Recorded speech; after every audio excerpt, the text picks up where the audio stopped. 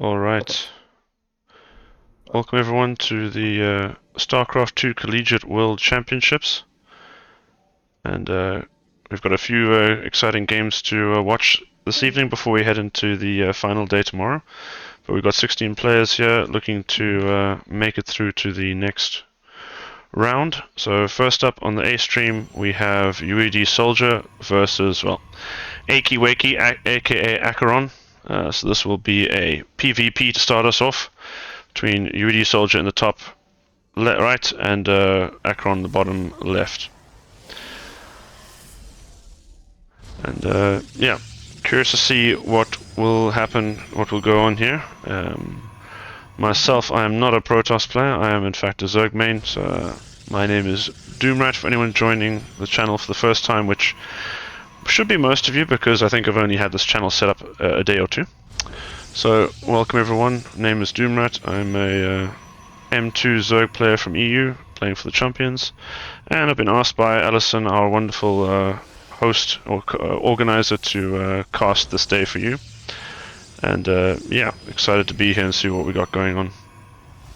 So far, a lot of standard stuff. We have a 2-gate expand from both sides. No shenanigans so far. Where's the... Wait, this is a full wall, is it not? Am I blind? The UED Soldier walled himself in completely. It looks like it, so never mind. This is not going to be straightforward. This could actually be... This stinks like a proxy robo. This location, though, doesn't scream proxy robo, because that's quite a long way to walk your immortal around. It's borderline any closer than doing it from your natural. This kind of looks like a Stargate position, but then why are you locking yourself in? Because usually Stargate's not meant to end the game, as far as I know. It's not a wall, I'm just blind. Okay, that is not a wall.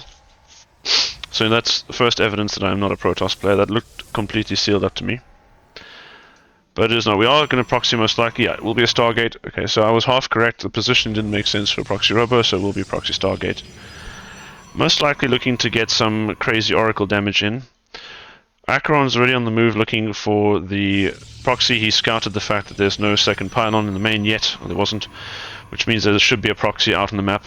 Now, of course, this can be a fake out sometimes, but Acheron is doing his homework. He's going to scout this pretty quickly.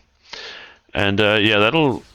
On the one hand, it's not the end of the world, since this isn't as committed as like a proxy robo or something like that. But on the other hand, this is bad in the sense that one shield battery or some stalkers in position will just counter this straight up.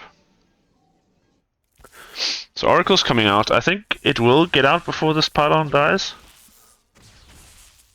Obviously, if it doesn't, that's going to be a disaster for UED Soldier. As he is going to take a natural ready. Acheron's heading out. Ooh.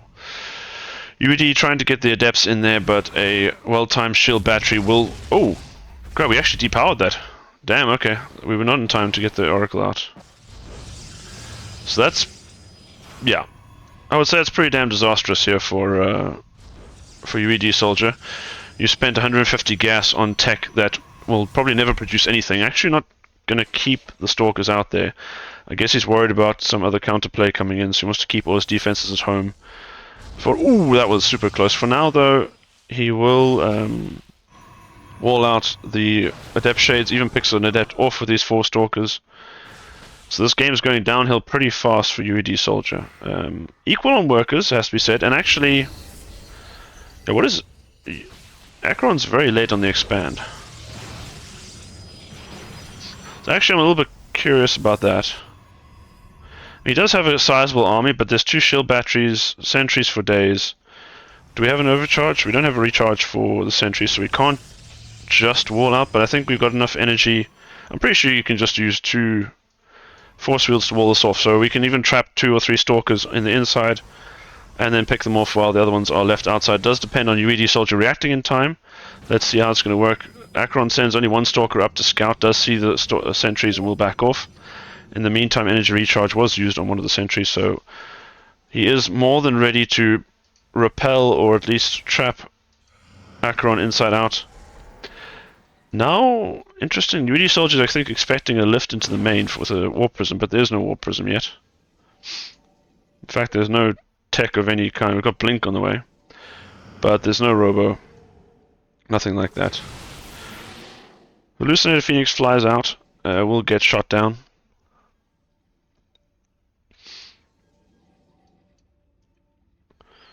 And now we wait.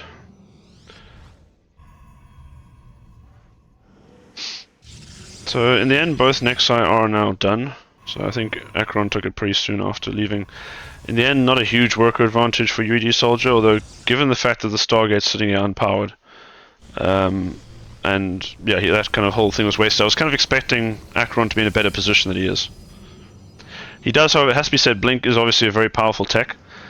Only issue is this is also a pretty awkward map to try and walk up and get anything done here.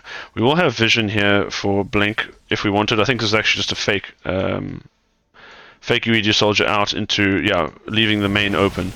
Oh, okay, we do get the force field. We bait the force fields, but we use then Blink to get out. We don't actually lose anything in that fight. So no harm, no foul, a little bit of wasted energy. Nothing too crazy. 2 Immortals is pretty scary. Obviously, Blinkstalkers are a lot better. They can kind of deal with the Immortals, but that 3 Immortals, that's kind of insane. So I think Acheron's forced to back up here. Or it looks like we are going to go for a Blink with the Colossus providing vision. Nice little maneuver here from Acheron. I'm not sure why we needed a Colossus. I guess it can also help tank. Although it's also sitting off in the middle of nowhere. Colossi, Immortals are actually firing at it, so it did waste a shot or two from the Immortals. Acheron probably doubling down on gateways. That is an insane gateway explosion. So he's just... This looks like a 2-base all-in. I guess we're getting charged, yeah. I'm not familiar, I mean obviously not the most familiar when it comes to Protoss versus Protoss builds, but this kind of mass gateway charge all-in is a bit new to me. I guess you've seen the number of Immortals. And obviously Colossi, Charge Lights don't really give a damn about Immortals. What they do care about though is sentries, because the force field can ruin their day. SimCity can make them derp out pretty hard and make what's otherwise a very strong unit kind of weak. Other problem is that the warp-ins or the reinforcements have to warp in from Acheron's natural. It actually looks like Acheron's not intending for this to be an all-in. Even though I would usually I would expect this many gateways would constitute an all-in, but I guess we're planning on expanding behind it. I'm not even sure if Acheron even wants to go for the attack here. Looks like it's going to be UED Soldier moving out. This could work out nicely for Acheron, because... Oh, hello. Hello, Blink back, Stalkers, why are we... Ooh, okay. I think we lost 2 or 3 Stalkers there. I think we could have blinked back and lost less. Now we lose all our sentries as well. Acheron definitely going to have to give up this base. That's a bit of a pipe dream at this point. Now he needs to just hold on in his main. The Stalkers, though, are scary. The only problem is if we actually fight on the ramp, that could ironically be advantageous for UED, because he can wall the ramp with the... Actually, no, you can't, because there's Archons. So sentries are worth nothing. Are going to hallucinate some Archons on the side of UED Soldier, which is really nice. Because that can just tank damage for a nice long time, as... Zealots are getting kind of shredded. The Zealot count is kind of weak, even though we warped in the gateway a while ago. I think we missed a warp-in cycle. Maybe also to get that Nexus out. Looks like the army from UED Soldier is going to be enough to break through. Warping in Adepts, these aren't Glaive Adepts, but they are strong enough to beat back a handful of Zealots. And I think for now it's going to be UED Soldier taking game number 1.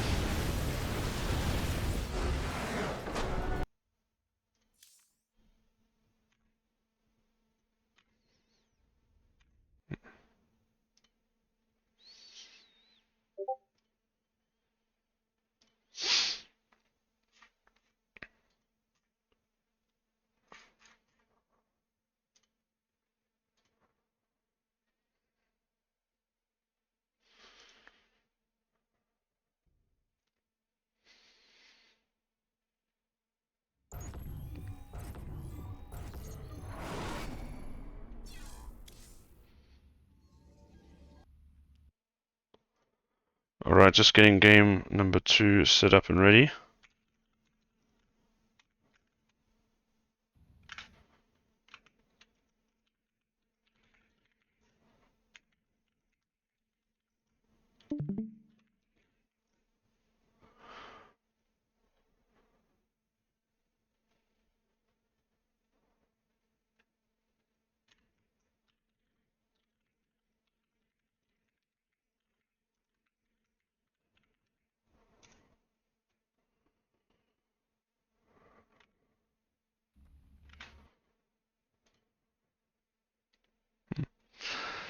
Alright.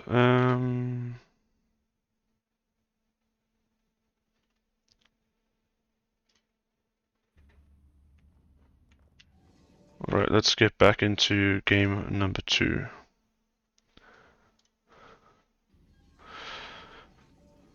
Alright, SZ Nightmare, who I assume to be, I think, with a server change. I think it's a server change, so the name is just incorrect. There's Acheron in the bottom, UED Soldier in the top right. Let's see if Acheron is able to make a comeback. He looked like he had a pretty good position that last game. But I think maybe getting caught on that being a little bit greedy, just kind of stopping the army production for a bit, really hurt him.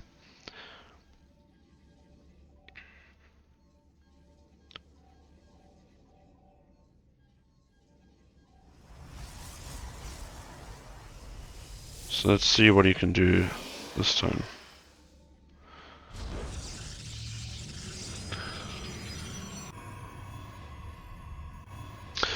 Alright. So UED Soldier from Russia, I believe, playing for the clan CSO, recently from HTT. And Acheron playing for Bing Bong, I think previously of Berserker Esports up until a year or two ago.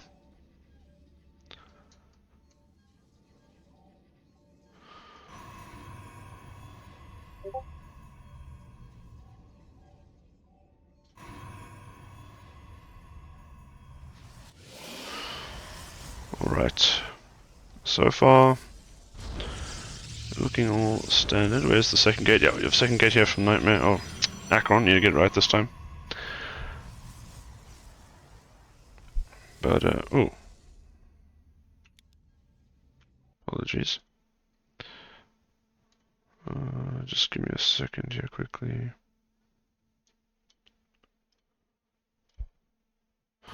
Apologies.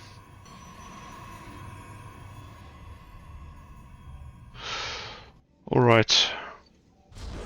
Double gate opener from both players again. So far, no proxies, but that is a probe going somewhere where I do not expect probes to go. So it looks like UED wants to proxy again. I say that, actually no, I think he's got his second pylon set up, so either this pylon's a fake out. Okay, so he's faking the second pylon, or at least getting a redundant pylon, should we say.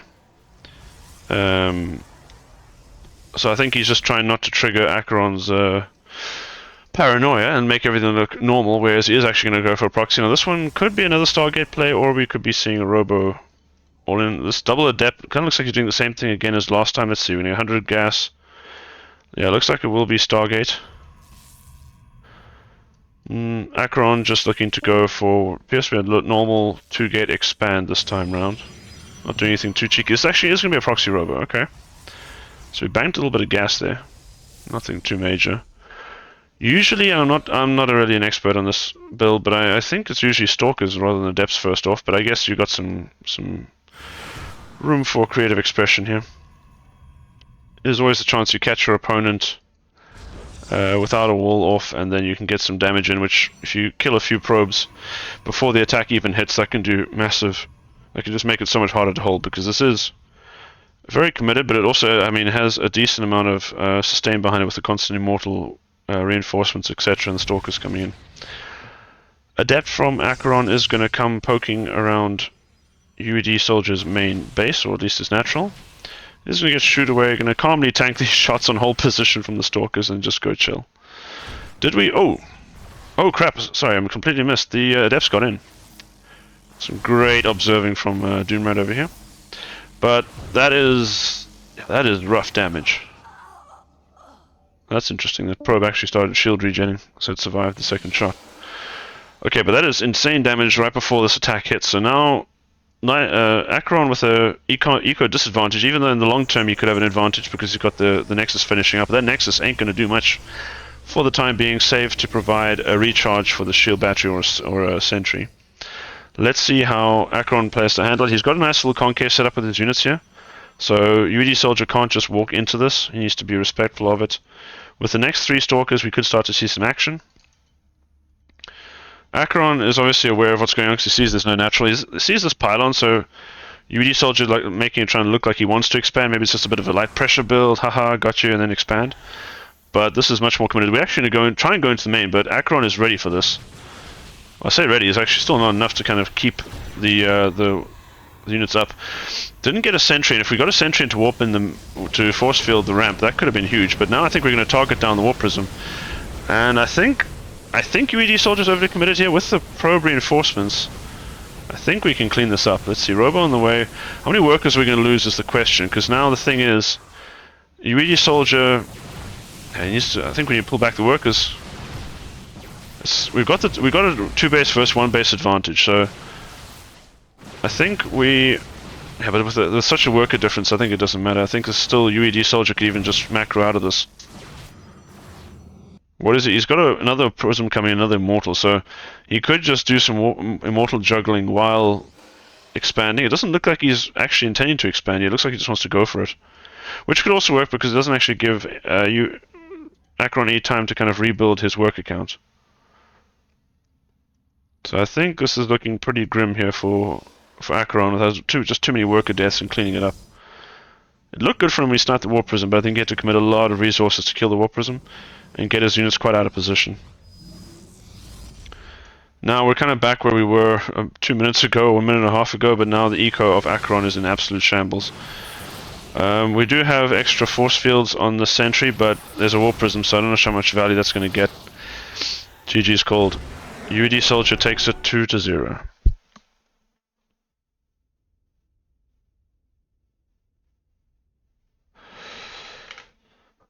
Alright, this one, as you can probably see, these ones were casted from replay.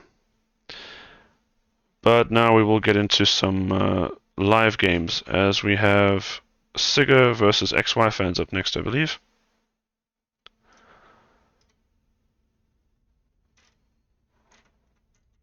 I imagine they're going to be playing on NA, if it's EU versus Korea, or EU versus China at least.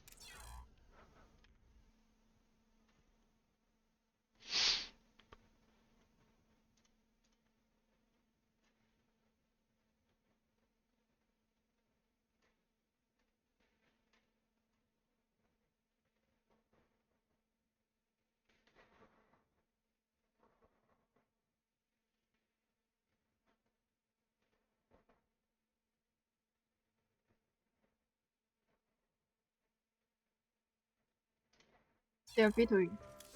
Yeah.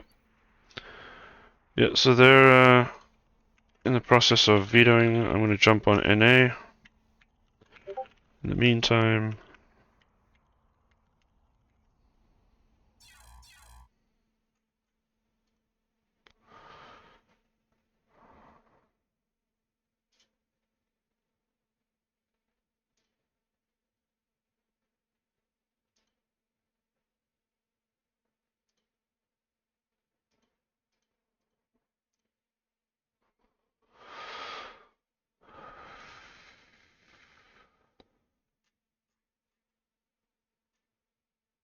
I might need to switch to the Chinese stream for a second because obviously they need some help.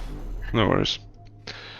I should be able to find Sigga and XY fans on NA. I think they're already busy, Yeah, so. they're vetoing backstage. Yeah, all good.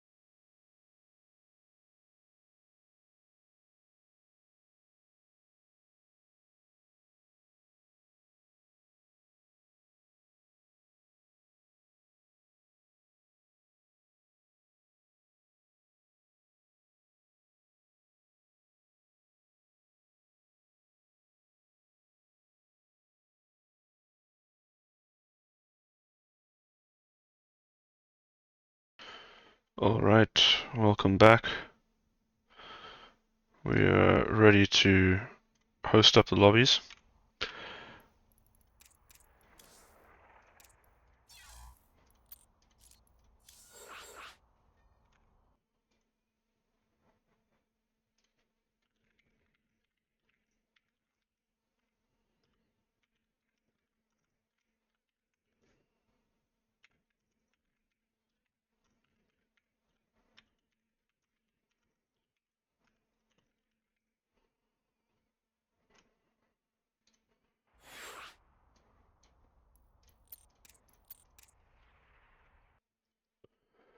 Right, so we're gonna have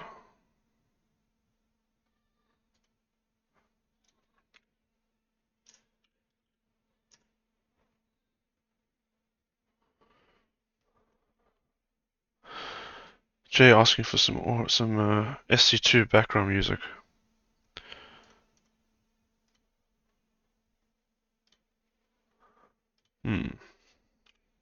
I'll sort that out before the next stream.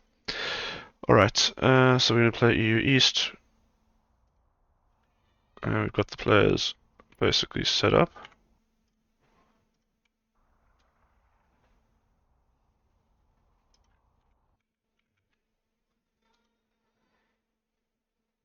Why do I not have... I think something's gone wrong with my game capture.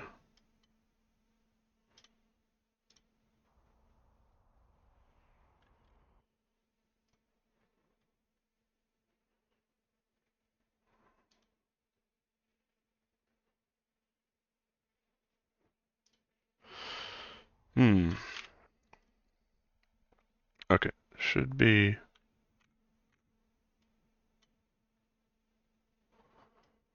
working again. Yeah, okay, we're back.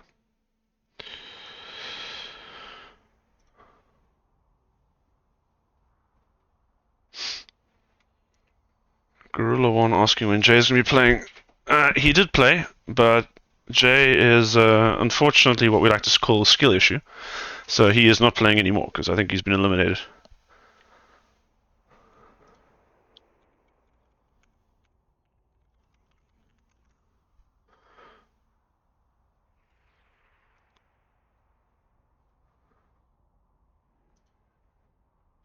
Alright. Just waiting for these two to get into the game. In the meantime, yeah, these players we got XY fan, aka Young XY, aka I'm not sure exactly who he is.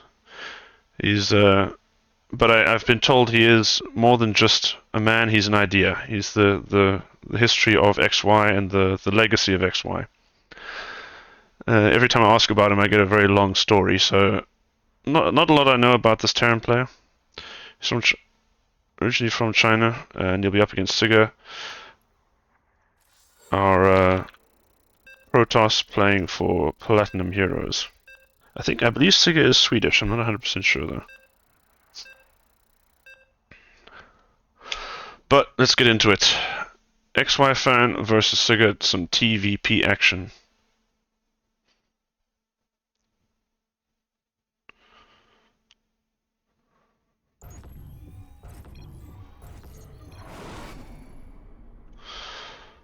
Alright. And we got Siga spawning top right, playing with the blue Protoss pieces. In the bottom left, it is Young XY playing as the red Terran. I don't know a lot. I know nothing about XY's playstyle. I've seen Siga. I've played against Siga. I've seen Siga maybe once or twice. I don't know a huge amount about him. I want to say he's not entirely always standard. I think he can throw in some curveballs, though I don't think he is necessarily the cheesiest player on the planet. I have no idea how XY plays. I'm keen to see what kind of style we're going to get out of him. Are we going to see a whole lot of early all-ins kill the Protoss before it can get strong, or are we going to play a little bit more chill to try and aim into that late game? It definitely seems like in this meta, Terrans are kind of desperate to kill the Protoss before they get anything more than 3 bases. And even then, it's kind of a stretch. So maybe we're going to see some boy pulls, maybe not.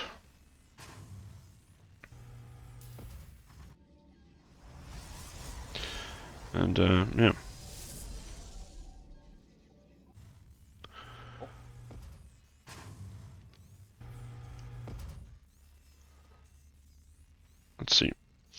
Probe's going to come in, take a little poke around, going to be, I imagine, very annoying.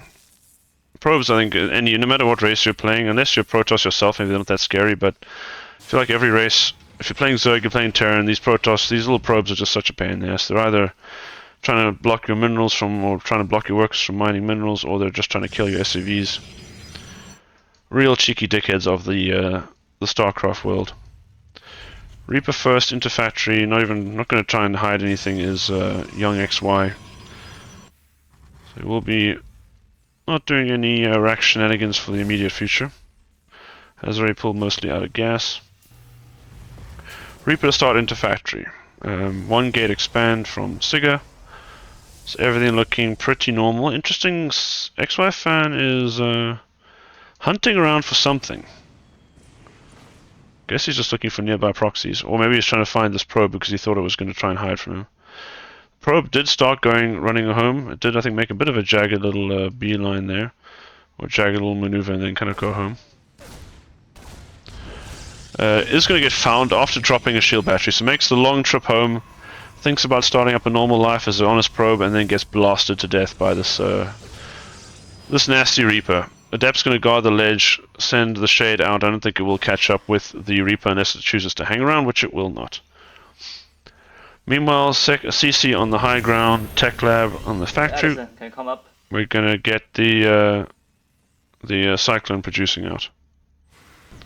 Oh, meanwhile, the Adept hunted down and killed that Reaper, getting revenge for the probe whose life was taken from us too soon. Meanwhile, the tech continues for XY. We're going to get a starport.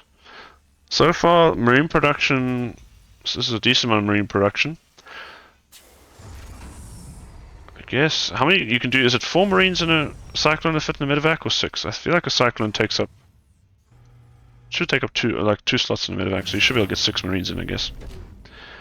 But it's going to be a while until there's any medevac coming. I think this starport was delayed in favor of getting the earlier natural out, so I don't think we're looking to hit any kind of super tight timings. Meanwhile, XY fan going straight into Robo. Interesting. This little move out is going to get scouted by the Phoenix, so the Phoenix won't get into the base of XY, but I think seeing this already gives you a bit of information. He hasn't confirmed the presence of a natural, that is one thing he has to watch out for, but do have a shield battery already set up here. I'm actually going to move out. This is interesting.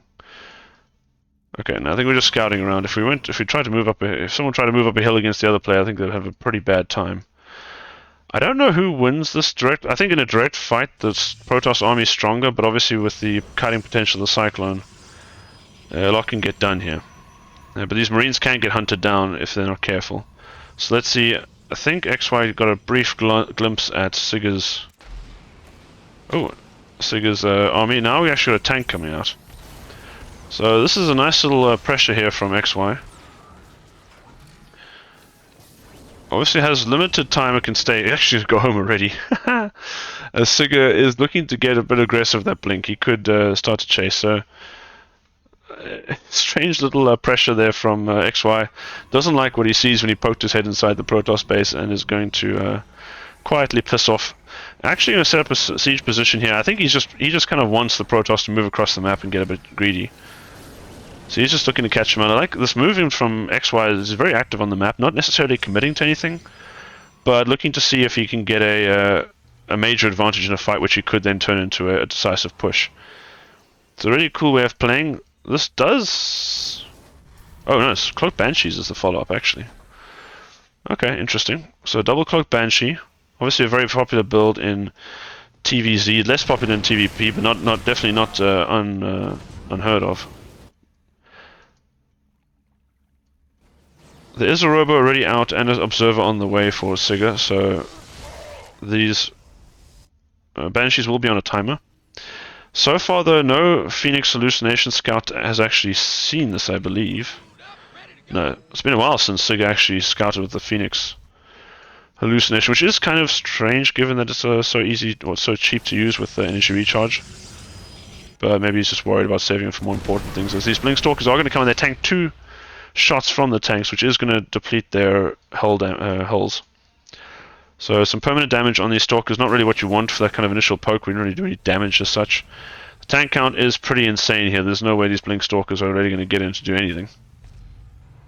I mean, he can maybe kill that gas guy, so that's about the only thing that's not defended around here. Observer going to siege up in the main. Enjoy that while you can, Sigurd, because soon that bad boy is going to be revealed. If that happens. Actually, like Roddy pointed out a interesting thing about this, because I wasn't thinking too much of the whole change. I was thinking, okay, with the let's say I'm talking about the new patch, where sieging up the observer will give you more vision, but it will reveal the observer. Oh, speaking of which, is going to get revealed. I need to actually stop talking about observers now, because these guys are going to go in, I believe, and cause some real damage. Battle mech behind this. I didn't...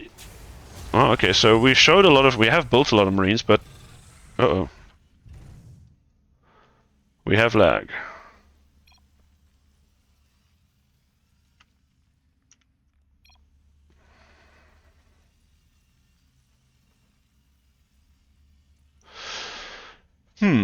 Okay, this is unfortunate. Looks like Sigurd is lagging out. This game crashed, so we probably have to resume some replay, I guess. Okay.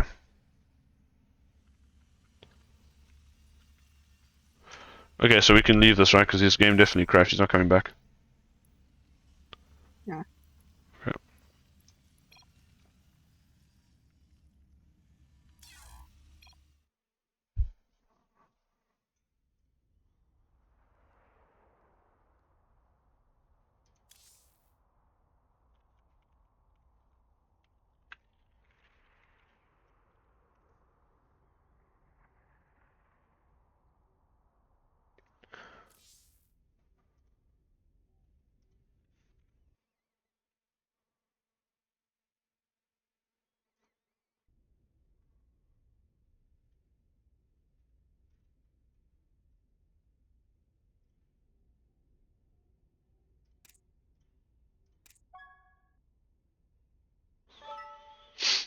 All right. Let's see.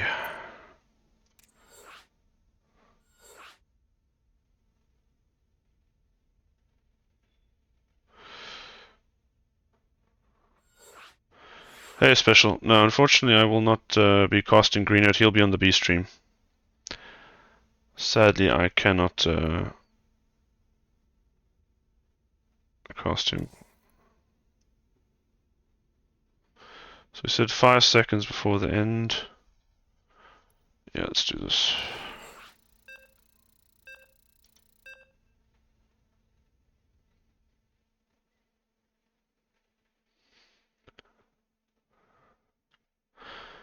You can ask Allison for the Bilibili link. I assume your Chinese is very fluent, Special, so you can go watch the B stream for Greenwood.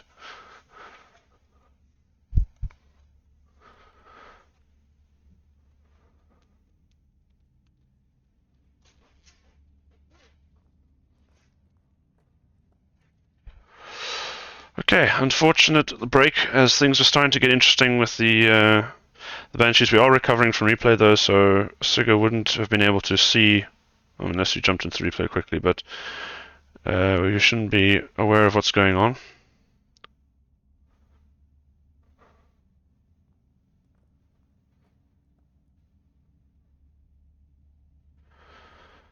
So far not going entirely smooth, but I think we'll be getting some good progress. So we're making some good progress here with the games.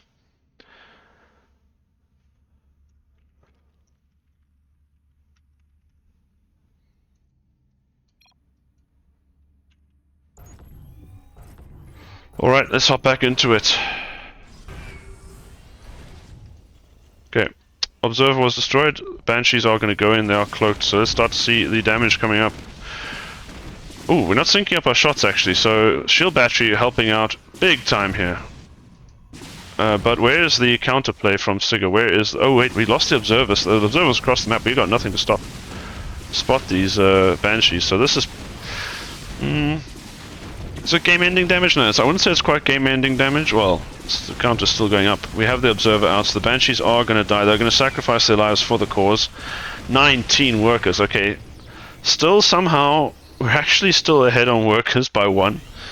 But, okay, third base landing from the Terran, so Terran in a good spot, but Siga actually up on supply overall. So, I mean, 20 workers down and we're still actually ahead on supply is kind of crazy. I think Siga just kind of getting away without taking any real damage in the early game, so he's getting his setup. This is a pretty scary Terran force to move into. I've no battle mech against Protoss is rare. I know. Who was it doing it? I think it was Clem. I think Clem was back mech abusing a whole lot of Protosses on one tournament. He did it like I can't remember how many number of times. Maybe it wasn't Clem. Maybe it was a different Terran. But I don't think it was kind of like half and half. Like it wasn't the most successful thing I've seen. It didn't look as dominant as it does in TVZ, for example.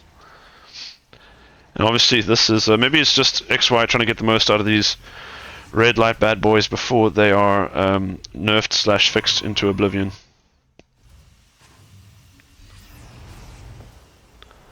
Fourth base coming up from XYC is in no real hurry, it seems, to kind of kill the Protoss, which does seem to be the flavor at the moment, is just kill the Protoss before they get too much stuff, which, to be honest, it kind of looks like we're approaching the situation of too much stuff. There's actually no Viking production. We've got a Colossus coming across. Only one now? No, it's the second one coming across.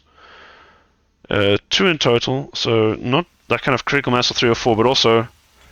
Well, I say, Colossus are obviously very good at killing bio, but I believe they're also not too bad at dealing with battle mech either, because obviously the Hellions don't do well against them, and you still have this reliable kind of damage against the Cyclones that they can't kite without tanking something.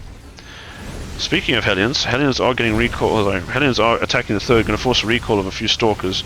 We'll get cleaned up, but this will delay Siga's attack here. I see we've got Storm as well, which isn't really the best against this battle mech army. Wouldn't say it's terrible either, but it's definitely not what you want. Definitely not what I think what you're planning for. Tanks are going to siege up and fire. The tanks I think are going to delete this line if they're not dealt with shortly. Actually getting through, but oh wow, Zealot counterattack, Zealot flank I mean, is going to catch the rear guard of XY's army by surprise. This is looking like it could be game over here for our XY fan, shall we say. Keep on swiping. This is the one thing, Protoss, as playing a Protoss as an off-racer, these laser giraffes just chilling and hitting nothing but buildings is really irritating when you're trying to do a push. Like, the whole Protoss army is trying to do something, and these layabouts, along with this Archon, are just chilling at the third. Literally just tickling a CC while the rest of the army is dying in glorious battle. We're going to get a lock on one of these Colossi. It should fall. Oh, we lose vision. Never mind. Young XY is hanging on here. He's kept... He lost one base, so he's kept two. Well, kept one alive. But I don't think this is really a playable position anymore. Eco damage is too great. We're going to kill these buildable rocks at 11 minutes into the game, because why not? But I think this one is all over. GG's called. Siga takes game 1.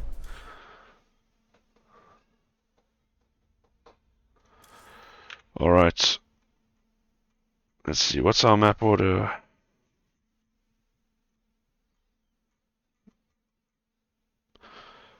The next one should be Pylon. Yeah, thank you, Edison. I was busy trying to look back in the chat to find it. I think we got no, but Persephone's last. I just couldn't remember the second one.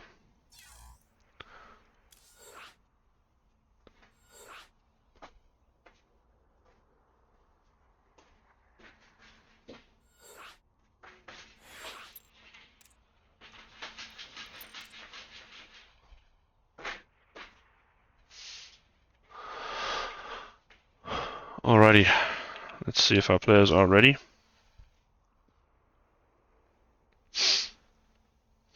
So I guess this was a masterclass, or at least a example of why Terrans try to kill the Protoss before the Protoss gets too strong. We did 21 probes worth of damage with those Banshees, but we still just couldn't survive the Protoss death ball. I think that Zealot flank in the end was actually critical, because I think a lot of the units were getting back on very low HP, but they were surviving in the Terran army, but then the Zealot flank just cleaned them all up in one fell swoop. So I think huge play there from Siga. As we are going to head into game 2 on Pylon, Siga in the bottom right playing as Blue Protoss XY fans. top left, red Terran. Where are you off to, Mr. SCV? Oh, I didn't even see the first SCV leave. Okay, we're going to proxy racks. I mean, I'm assuming it's proxy racks because there's no barracks at home, so we've got to build those barracks first. Now, the only question is what flavor of proxy racks is this going to be? This is way, way far away. Actually, we are building the barracks at home. But also we got two SCVs, so are we proxying two factories? No, it's another barracks. You can tell I know so much about Terran build orders. Of course, there's no gas being mined. I'm talking about factories. Obviously, I have to wait for the barracks to be done, but still. What's this dude up to? 150? Yeah, another Rex. So I guess this is Reapers? No, why don't we have gas yet then?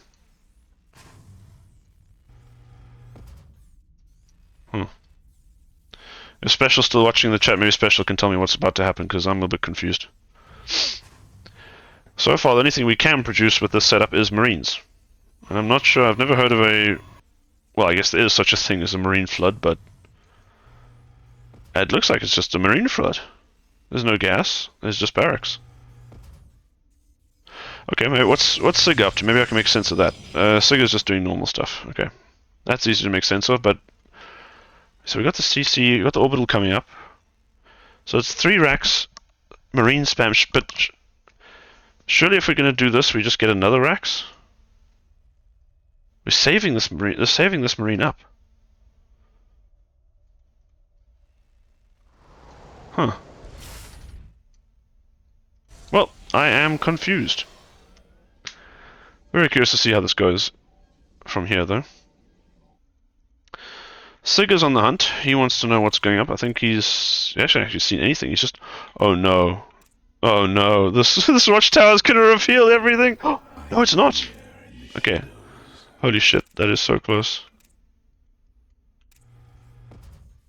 Okay, but if this probe stays there, he will have very early warning of the move out at the very least.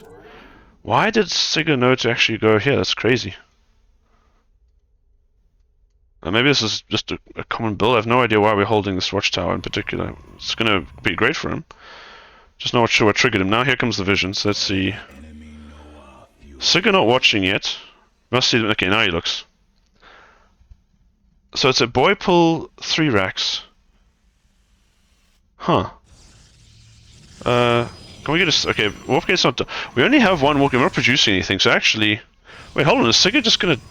No, there's a sentry. Okay, we can wall... We can wall the ramp, and obviously the natural doesn't matter. If he loses the natural, who cares? This build is so committed. It's the only way to win it is to just kill. But this could be huge. Actually, I would have liked to maybe see us wall out just a few units so we can actually kill some stuff, but... Yeah. Shield battery's going down. This is a bit scary now. We don't have... Yeah, now we had enough energy for one. Now we've got another one in. No recharge available, so we've got one more force field after this. That's going to buy a huge amount of time for these shield batteries. I think the shield batteries will actually finish, but even then, is there actually just enough stuff to defend? Usually warp gates also finish, so Sigga's bought a massive amount of time. He's going to warp in another sentry, which is going to keep him out even longer. Oh, nice one. I think this is looking pretty good for Sigga. But okay, will the gates come down? Hodor. Oh, what? Are we backing off? I don't know about following him down there. We got no more walls, Sigga. Oh, he recharges just in time. I didn't think it was actually going to come off cooldown that fast. Oh, this is a disaster for XY.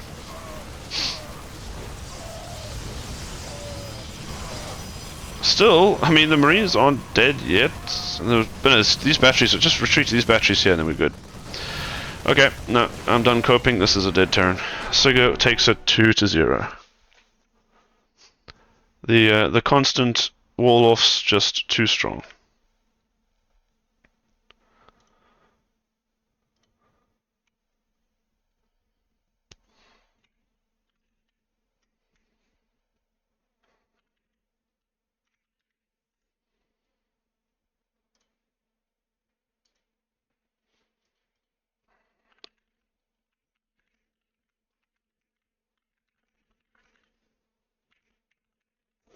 Alright, then that'll take us to our next series, which should be getting underway momentarily. Hopefully they started vetoing.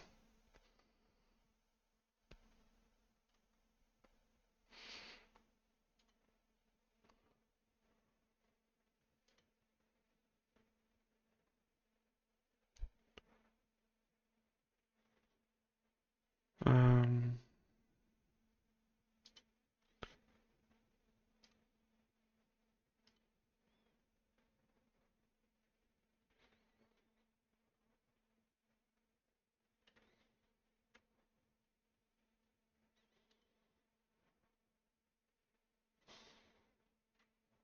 okay, I think our next match is waiting for us on EU. So we're going to hop straight over.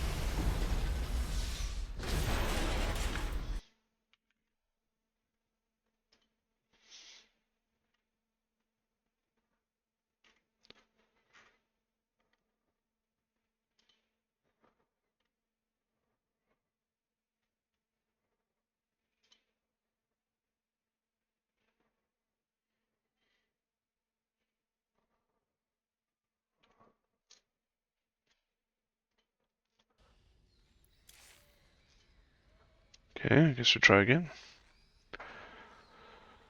Just waiting to get into the lobby.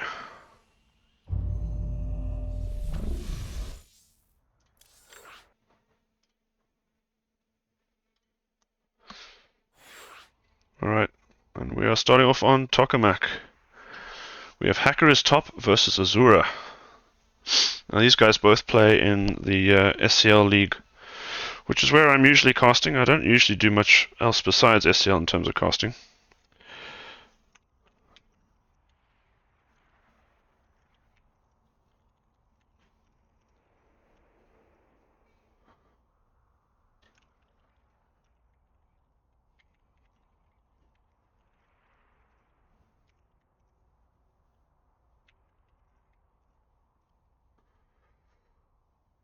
And yeah, as I was saying, usually casting SCL. If you want to know what SCL is, you can type exclamation mark SCL in the chat.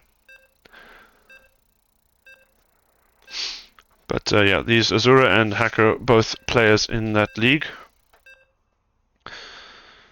So far we've had Akron and UED. That was a sweep for UED. We had a sweep for a last match for Siga. Hacker is top versus Azura. Hacker is saying he's going to lose 0-2. I think he was looking a little shaky. Who did he play yesterday? It was maybe the day before.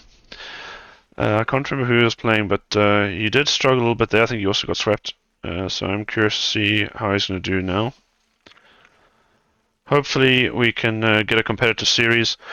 Hacker is spawning as Zerg in the bottom left, so I am happy about that as a Zerg. Get to see some interesting builds. What did he do? It was also... I think it was against a... yeah, he did play against Protoss yesterday. And he tried to do some fake outs with some early... some shenanigans, I believe. Or am I getting confused with another series? I don't know. I have the memory of... I am an old man, I have the memory of an old man. It is unfortunate. Hacker is a honorable random play in that he at least usually tells his race. So Azura is aware that he is playing against a Zerg. Hacker is going for early pool and gas, so we are probably going to see some kind of aggression out of him, or at the very least he's just trying to fake something out of Azura. We'll see how Azura responds. Was Magnet that he played, maybe? I'm not quite sure. Da, da, da.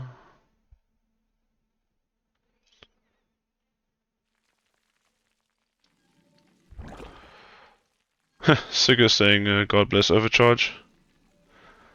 Yeah, definitely that overcharge. I can't believe that was off cooldown by the time. It looked like it was going to be on cooldown when he came up the ramp, but you got it just in time.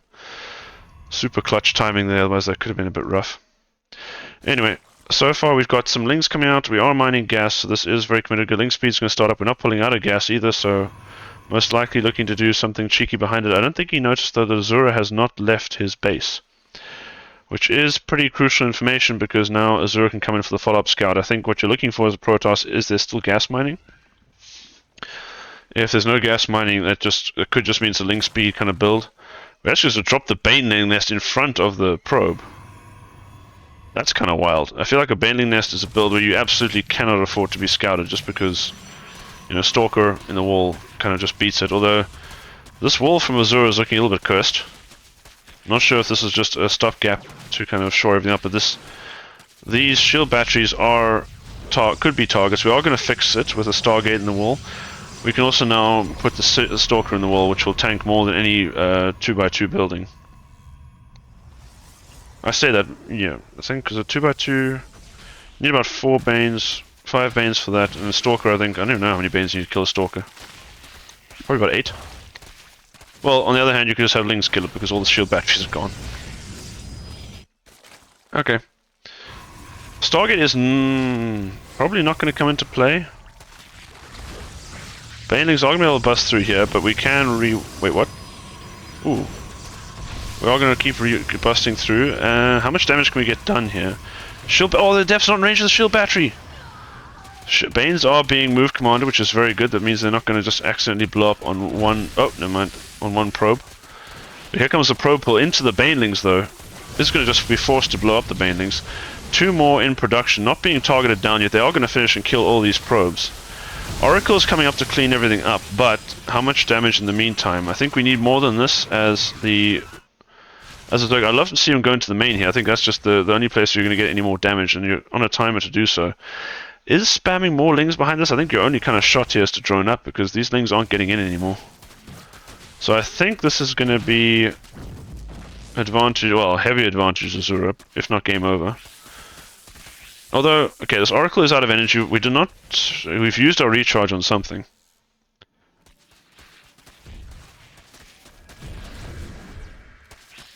And, yeah. Actually, we're still killing some workers here. Oh no, we get in! Okay, what do I know? Useless me thinking I knew better than Hacker. He's actually going to get the damage. He's going to get in, he's going to get the damage. Probes are running away from the base, but they're just trying to buy some time. Recharge is done, which means the Oracle is back online and ready to do some damage. Have we started droning yet? We have now. So, okay, now we've actually gone up insanely in workers. So this now is looking at... Man, I thought this was actually... I thought Hacker was cooked when we got this wall off, but he just managed to break through. There's just nothing at home to finish it, and the energy recharge, I assume on one of these batteries, I think didn't really help out much. Banelings morph, but they are going to get spotted.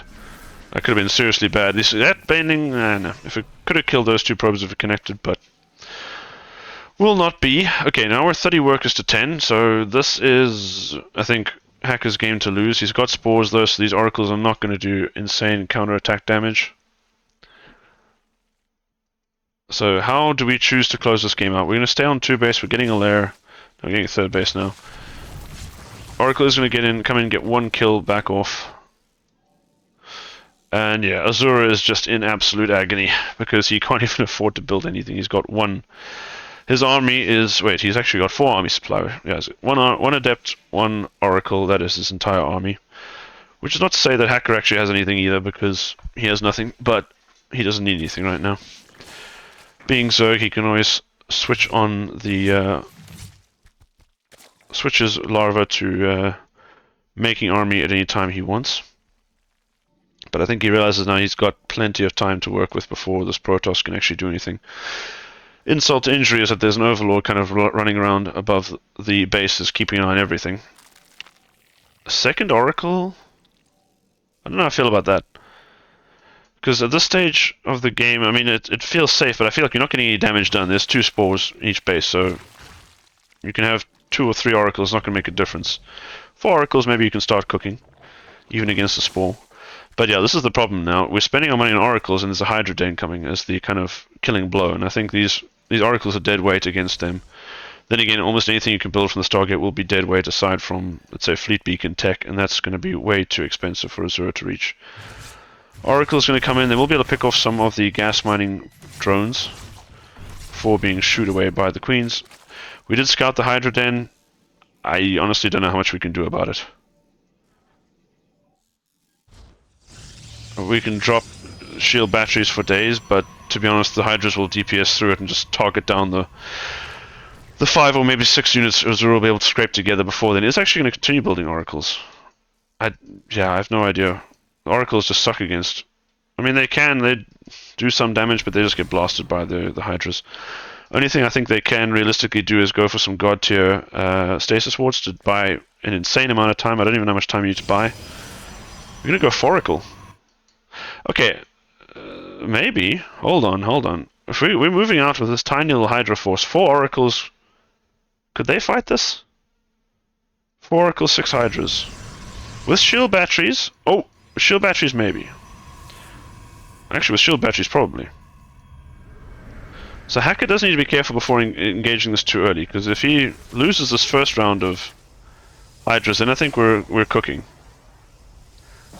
I think he shouldn't lose. Okay, now there's reinforcements here. It's going to be 5 oracles. That's definitely something. I guess we just have to produce whatever the hell he can. And Void Rays obviously aren't the answer. They're even worse against Hydras than oracles are. Okay, oracles are going to come in. They're going to get blasted down. Oracle counters reset, and that's going to be game over. Very nice cheese there from Hacker. Scouted every step of the way basically by Azura, and still managed to get the job done. I think that Stalker dying without the shield battery was a bit of a surprise for everybody. Maybe except for Hacker.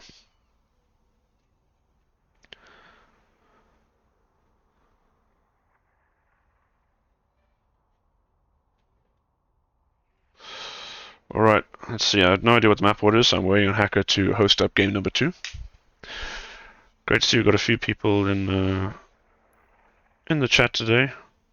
Lots of followers. Thanks, Found Greenwood Special, Mullabulla, Jay, Aaron, Nisha, M Overman, Vidi Vici, Gorilla One.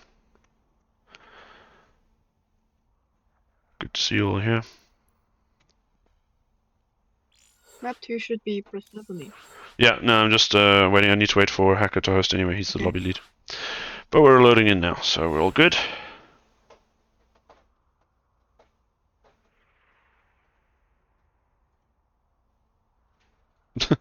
Okay, I was about to say, Azura readying up when he's not even in the lobby slot. I don't really fancy playing Hacker at the moment. I think I played him once on ladder.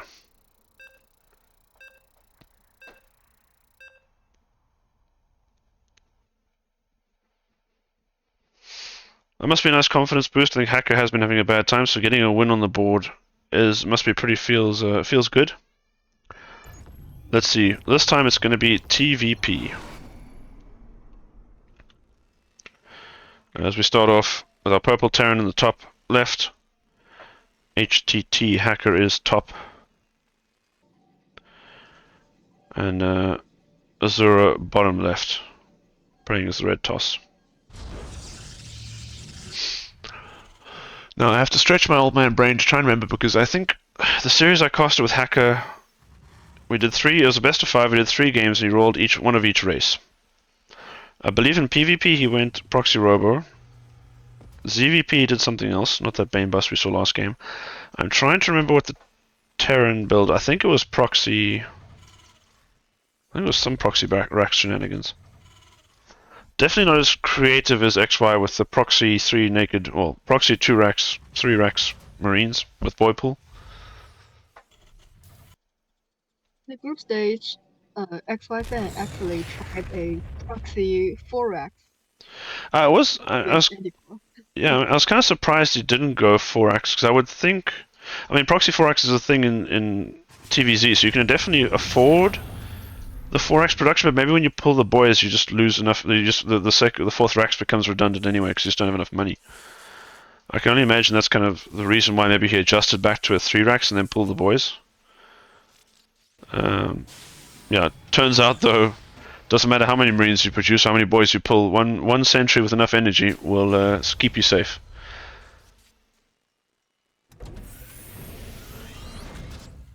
Yeah, the force field could kind of defend against anything.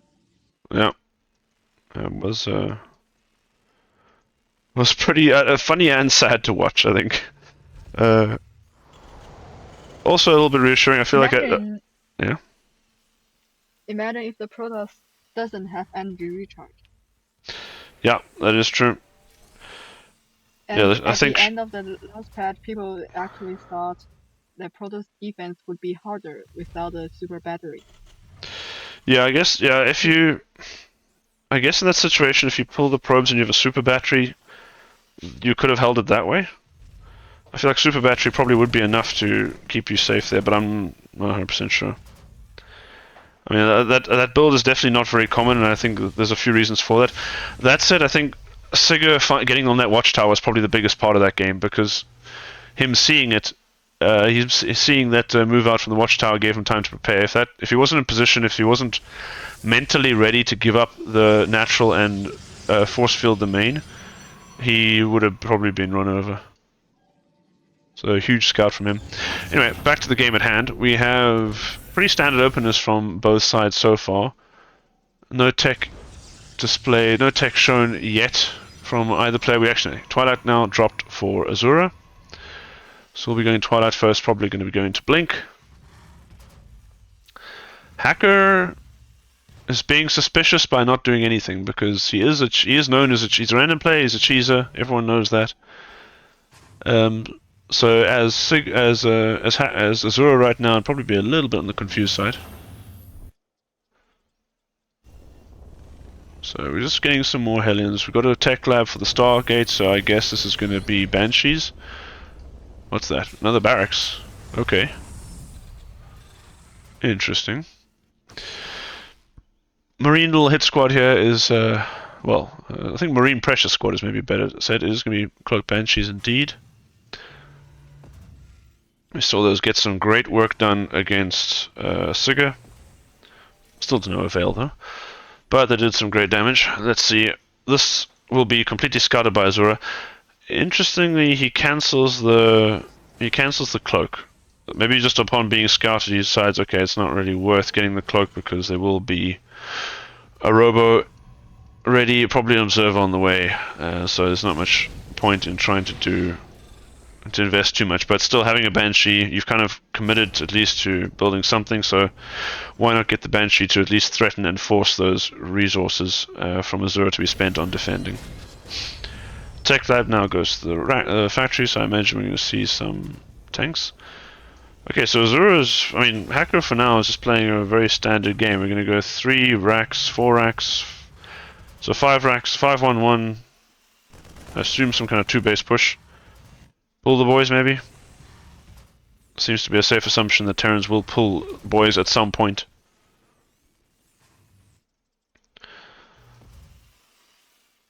I must say I'm a bit of a disadvantage casting the series because most of it's Terrans and Protosses. I think I've got Larumbo up next as the only Zerg for now, and it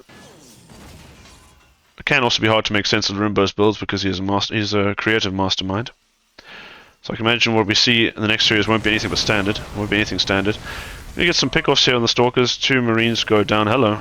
Did the Banshee actually get some work done? Sorry, I was watching this side and didn't see what happened, but it looks like a Banshee was traded out for 3 workers. I guess that's pretty good considering that it was scouted and also that there's a shield battery in the main, so I must have been in the natural that this happened or on the side, yeah. So I guess it's an okay trade from both sides, but probably a little bit favoring Hacker slightly. End of the day though, Eco is kind of where it's supposed to be, but Terran's on a bit of a time to deal some damage here because the Protoss third base is done while there's no third in sight for the Terran. Blink Stalkers are holding the exit to the Terran's base to spot for move outs, try and get some pick damage on the way to the Protoss side of the base. Yeah. So just looking like it's going to gear up to be a normal 2-base push here from Hacker. As that's Stalker was actually standing in tank fire range the entire time, but the tank did not have the vision for it. Funnily enough, we might be seeing more of that with Liberators in the next patch, because Liberators will no longer be able to see their entire damage area, their entire lib zone. So that's going to be interesting. +1 is done. I'm curious to see what is the point at which we move out here. I think it will be now. And yeah, here come the boys. I feel like we'd leave the boys until after the Stalkers are further away, but some cute little pickup micro here on the Hellions, trying to keep them alive, does not really help too much. Azura going to go back to Healing Shrine, says thank you patches, I will recharge my Stalkers to full HP, get him ready for battle. This is a lot of charge lots.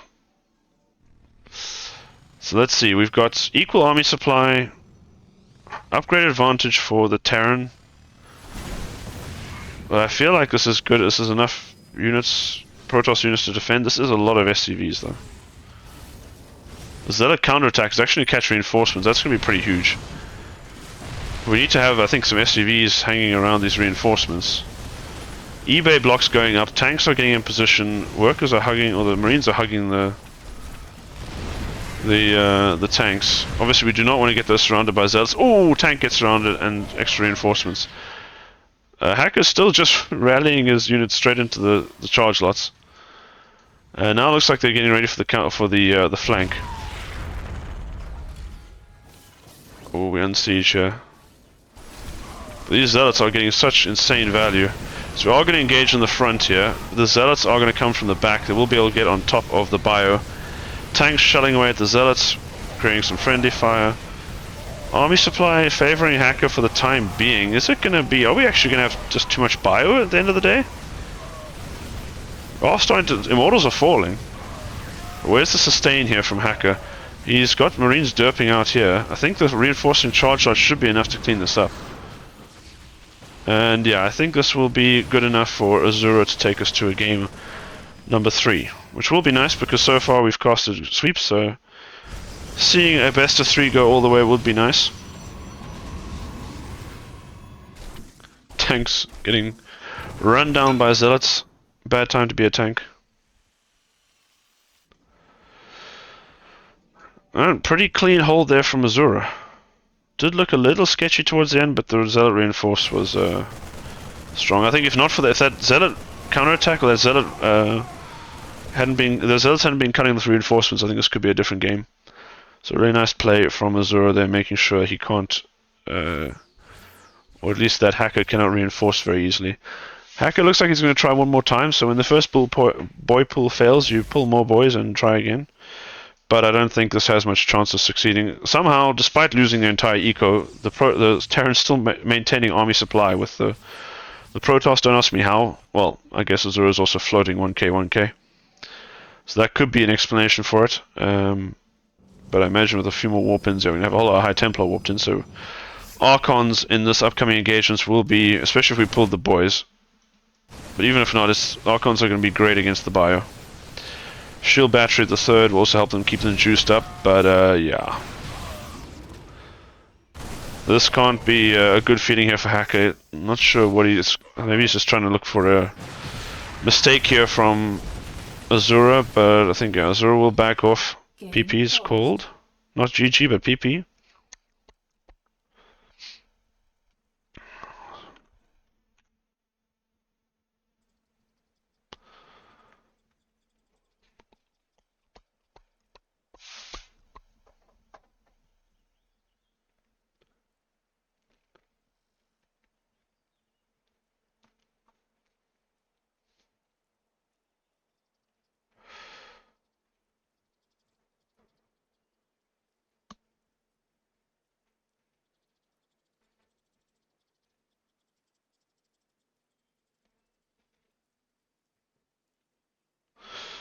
Okay.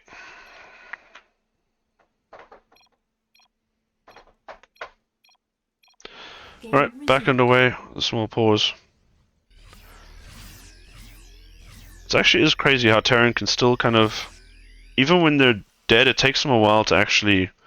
When the eco dies, it takes a while to actually feel that. It feels like they just pump army for a long time afterwards as the mules keep him on life support for a few seconds more. But now we are well and truly all in. All the boys are being pulled. Nothing remains. Okay, we're mining 2 gas in the main. Guess those guys were chilling in the reactors when the order was given. They're like, I'm going to stay home. I'm going to keep doing my honest work. I'm going to be safe here.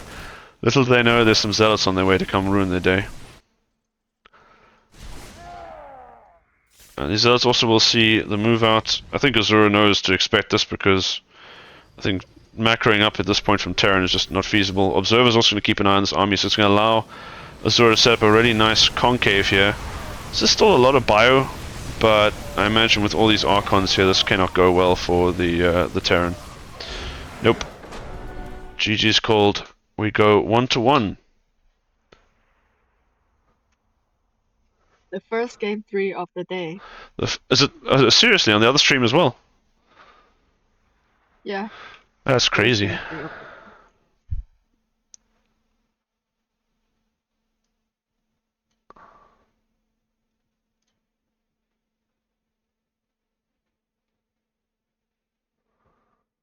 And map 3 shall be ley lines.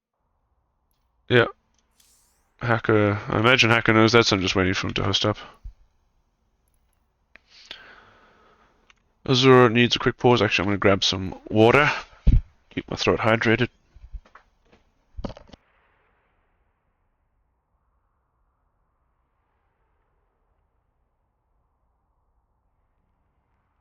Also, Doomrat, did you read what happened with UD Soldier in the backstage? No, I didn't. What happened with UD Soldier? He sent in the wrong replay. So it was actually Nightmare he was playing against. Yes. He Oh. even renamed the replay to UD Soldier vs Acheron. Okay, so I casted a phantom game is what you're saying. I'm guessing though it doesn't change the outcome. Right? Yeah, but he sent me the real replay. I think we'd better take a look at that replay maybe after this series. Okay. Okay, that's up to you. As long as the players know what's happening with the scheduling, it's fine with me. Okay, so I guess he just wanted to flex that he beat. Wrong replay. He just wanted to flex that he beat Nightmare. Yeah, might be on purpose. Yeah, just wanted to flex on this in public on this brand on the streamer with 8 viewers. So see it to the world. But anyone just join? Hacker Stop is asking, is it allowed to change race? He's gonna pick a race. Interesting. Interesting. He's gonna go for Protoss. Ooh. He's gonna pick the best race. He's gonna pick the best race. Listen, I've had Protoss players screaming Protoss is effing overpowered after a PvP session. So even Protoss players think Protoss is overpowered. At least overpowered against their own race. So let's see. I imagine this will be. Unless does Hacker have something special prepared, or are we just going to see a good old proxy robo? I do actually want to check quickly who that was, but quickly it's introduce the players. Bottom left we have Hacker as top, choosing Protoss. First time I've seen him choose a race. Top left Azura, red Protoss still. I wonder, hoping Azura noticed. I don't know if he noticed that there was a race change. Hacker hasn't specified his race, so hopefully Azura knows. But let's see. I actually want to check here. Yeah, so it was actually Magnus that played against Hacker as top in SCL, and Magnus won 3-0. So let's see. For anyone jumping in now, this is the Starcraft 2 Collegiate World Championships. organized by, amongst others, Allison, Jay, Demori, and all these great people putting together a nice little show for us, for some young guns of the Starcraft community, or at least they're youngish because they're all studying. Younger than me, I can definitely say, as Hacker is top, trying to be a little bit annoying. Organized by a bunch of air teams. Sorry? Organizers are a bunch of air teams. Oh, yeah, organized is just, it's sponsored, sponsored and According to organized by Air something. King. Okay, Hacker is top, is going to be moving a probe out. I'm expecting some kind of proxy shenanigans. Is dropping a pylon in the main, so wants to sell. Maybe, are we going to proxy, or is this just going for a rescout? This is a super close proxy location. Hmm. Okay, this smells like proxy robo. Although if we are going proxy, we're going a bit late here on the. I guess the robo, we don't have the gas for it, but it will be done shortly. I mean, yeah, so the pylon here, I think, is to fake Azura out into thinking there's no proxy. You can see his supply is way oversupplied, and will be a proxy robo. I don't know if Azura was paying any attention to the series versus Magnus, but somehow I suspect not. And this is a super close reinforcement, so it's really, if we don't scout this, because obviously the danger of doing it so close is you get scouted, but if we get away with it, which it looks like Azura is not really suspecting anything, this could be pretty disastrous. There's a Stargate actually done for Azura. Not doing anything yet. This is going to be an Oracle. This is how it played out against Magnus as well, though. Magnus basically killed Hacker's entire mineral line before the proxy robo hit. And it looks to be what could happen again, because the Stalkers are moving out. And if this is not scouted... Oh, this time we've learned from that series we're getting a shield battery. Okay, so Hacker clearly learned from his encounter with Magnus, and it will be a shield battery in the main. Okay, that's obviously... By the way, Doomrak, could you check if your OBS is working correctly? Some people say they can't watch your stream on Twitch. Hmm? You just check real quick. I mean, it seems... I haven't seen any chat. If anyone's still in chat, just type something in the chat to let me know you're still there. Oracle's going in. Will get knocked back by the shield battery.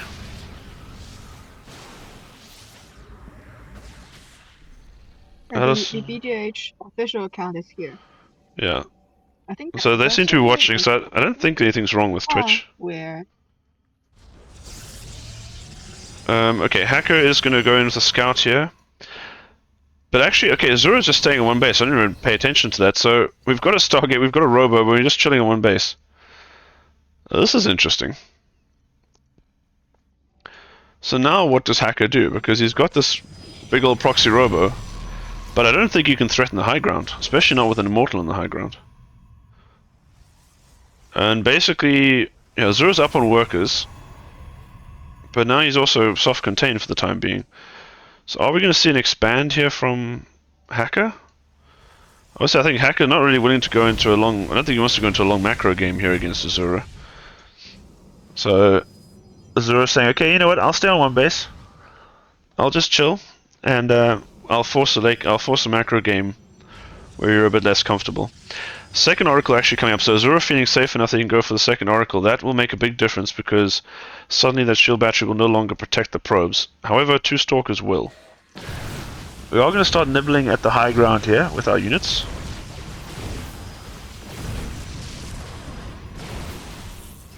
Special says Greenert is 1-1. Special is in shambles because Greenert might get knocked out. Greener's playing Xingming. What is playing? Yeah. Yeah, Greener's playing Xingming. That's okay. So still 1-1's not bad because Xingming is a strong player. I think has been even stronger in the past. Was quite a beast in the SCL and a terror of the group. As these oracles are going to dive in now, Stalkers should keep this relatively safe. We will get some probe damage. Shield battery not even able to activate. There we go. Missed shot there actually keeps one probe alive, but 5 dead. And now it's one base versus one base. Yeah, there's more probes on the side of Azura, but they're not really doing anything. You can mine somewhat efficiently, or you can get some extra mining out of, I think it's maybe extra 4 or 6 probes. But beyond that, it doesn't really help much. As well, actually, oh, I didn't even. Oh boy, I didn't even notice this. That Hacker had just gone for a proxy expansion, which is going to force Hacker's army back. This attack from Azura, but then allows Azura to get down the ramp. Ooh, nice force fields here. Not going to be too impactful with the War Prism Micro. I think Hacker okay to take a small trade there, but when the Immortals weren't in position. But now this is awkward for Hacker, so you kind of went a bit of a gamble. I guess having a base here protects your infrastructure. And also, kind of, he was hoping that Azura wouldn't notice, but Azura does notice, and now Hacker's going to be in an awkward position where his bases are completely desynced. Oh, we almost get that Oracle, not quite. Oh, where's that vision? Oh, there. Holy crap, I didn't even notice it. Azura also didn't notice it, tries to revelate it, now gets it. I'll say, almost didn't have anything to shoot up, but there are some stalkers and sentries in the background.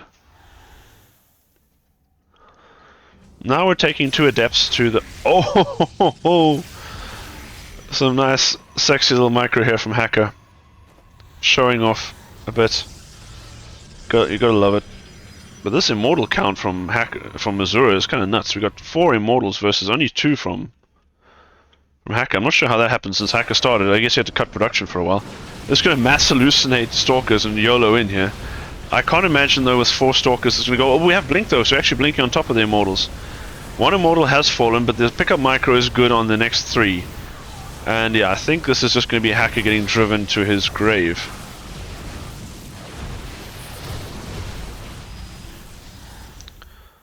So nice play here from both sides. I think in the end though, Azura's got too much of an advantage as Oracles are coming in for round 2. This time there are no Stalkers left behind, so these Oracles will be able to make mincemeat of the rest of this eco. We could recall to this base, but we don't have energy.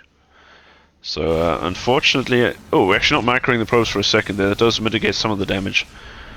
And now they're going to aggro onto the Stalkers actually. Oh, because Hacker is going into Azura's base, so the Oracles are going to tank some... Well, we lose 1 Oracle for free. This fight continues going on, but I think it's still... Save for any major misstep from Azura, I think he has got this. As he has 2 bases... I mean, the main bases are basically mined out. We've been playing for so long that there's nothing left.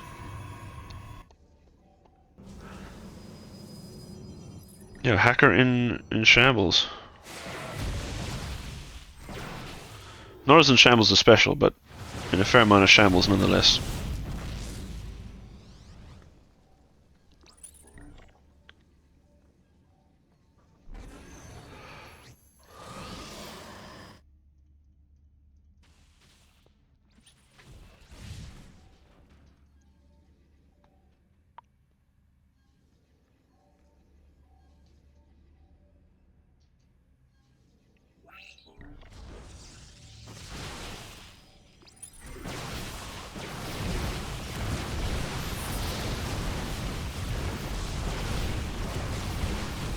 Alright, final push, or what looks to be the final push coming here from Azura, is going to knock down the probes.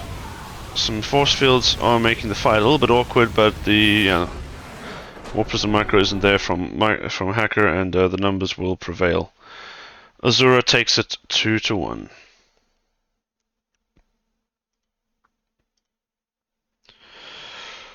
Alright, so Alison, are we going to do the real UED versus Acheron replay and then jump into Larumbo and Sebasdas, or how are we going to do it?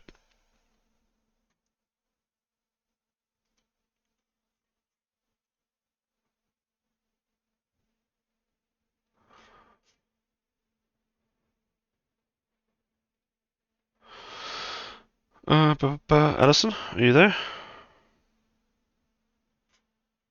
Oh, sorry, I muted myself. I just forwarded the replay to you. Yeah, so I'm just saying, are we going to do this one replay first and then move on to Larumbo versus Sebasdas? Or point. Let's see if they are already here. Because I believe also there was going to be an interview with Lurumbo up front. If that's still the plan.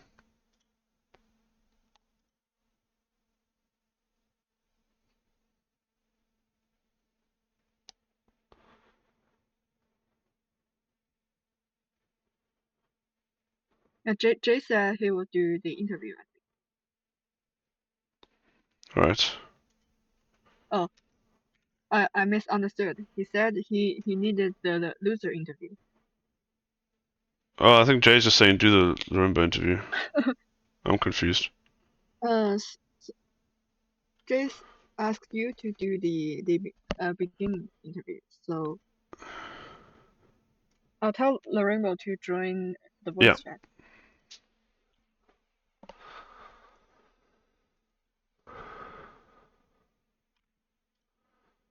Let's see. Had a little visual setup for this. Hello, Didn't have much. hello. Hello. Had no time to get this set up properly, so we're just going to do what we can here. Let's get the Doomrat talk show set up. I wanted to put Lorimbo's profile picture in here as we did it, but sadly didn't get around to it. I mean, I got told to join, so I joined. No, you didn't. Waiting. I meant I didn't have time before before the whole tournament kicked off, so no worries. Not your fault. Don't worry. All right, Lorimbo, thanks for agreeing to do the thing. Lilipad asking why is Lorimbo a woman? I just put a lady there for as the generic placeholder. There's going to be all sorts of profile pictures there.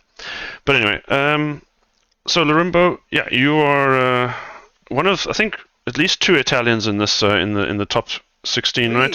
Three. Yeah, we got three Italians. Italy, the most represented country in the tournament. I wouldn't. That was not on my bingo card, but yes, it is. Great stuff. So it's wait, who remind me again? It's you. It's I looked this up before. Azura and Nisho. Azura and Nisho, yes. Azura and Nisho. Okay.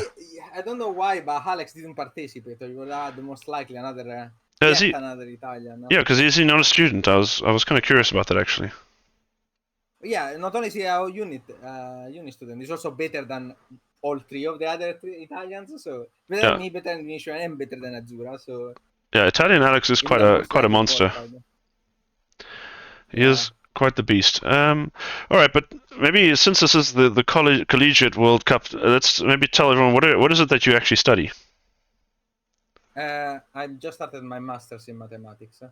In mathematics. Specifically, I think the name is in English because it's an English master. It's called Advanced Mathematics for Applications. Advanced Mathematics for? Applications. Applications. Okay, can you dumb it down for us and tell the average man what that actually means?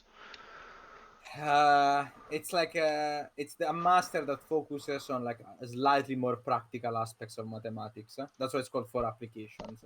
Okay. So instead of having pure theory, you have stuff like machine learning or like number theory, group theory, stuff that can go into a slightly more nuanced job market. But to be fair, I chose it because it was the international one, and I thought it would give me better opportunities later on the line. Okay. Degree in English. Fair enough. Have you been able to apply any of that mathematics into your cheese strats, into your Starcraft play? No. Yes and no. I feel like all of the mathematicians. There are a lot of mathematicians playing Starcraft, by the way.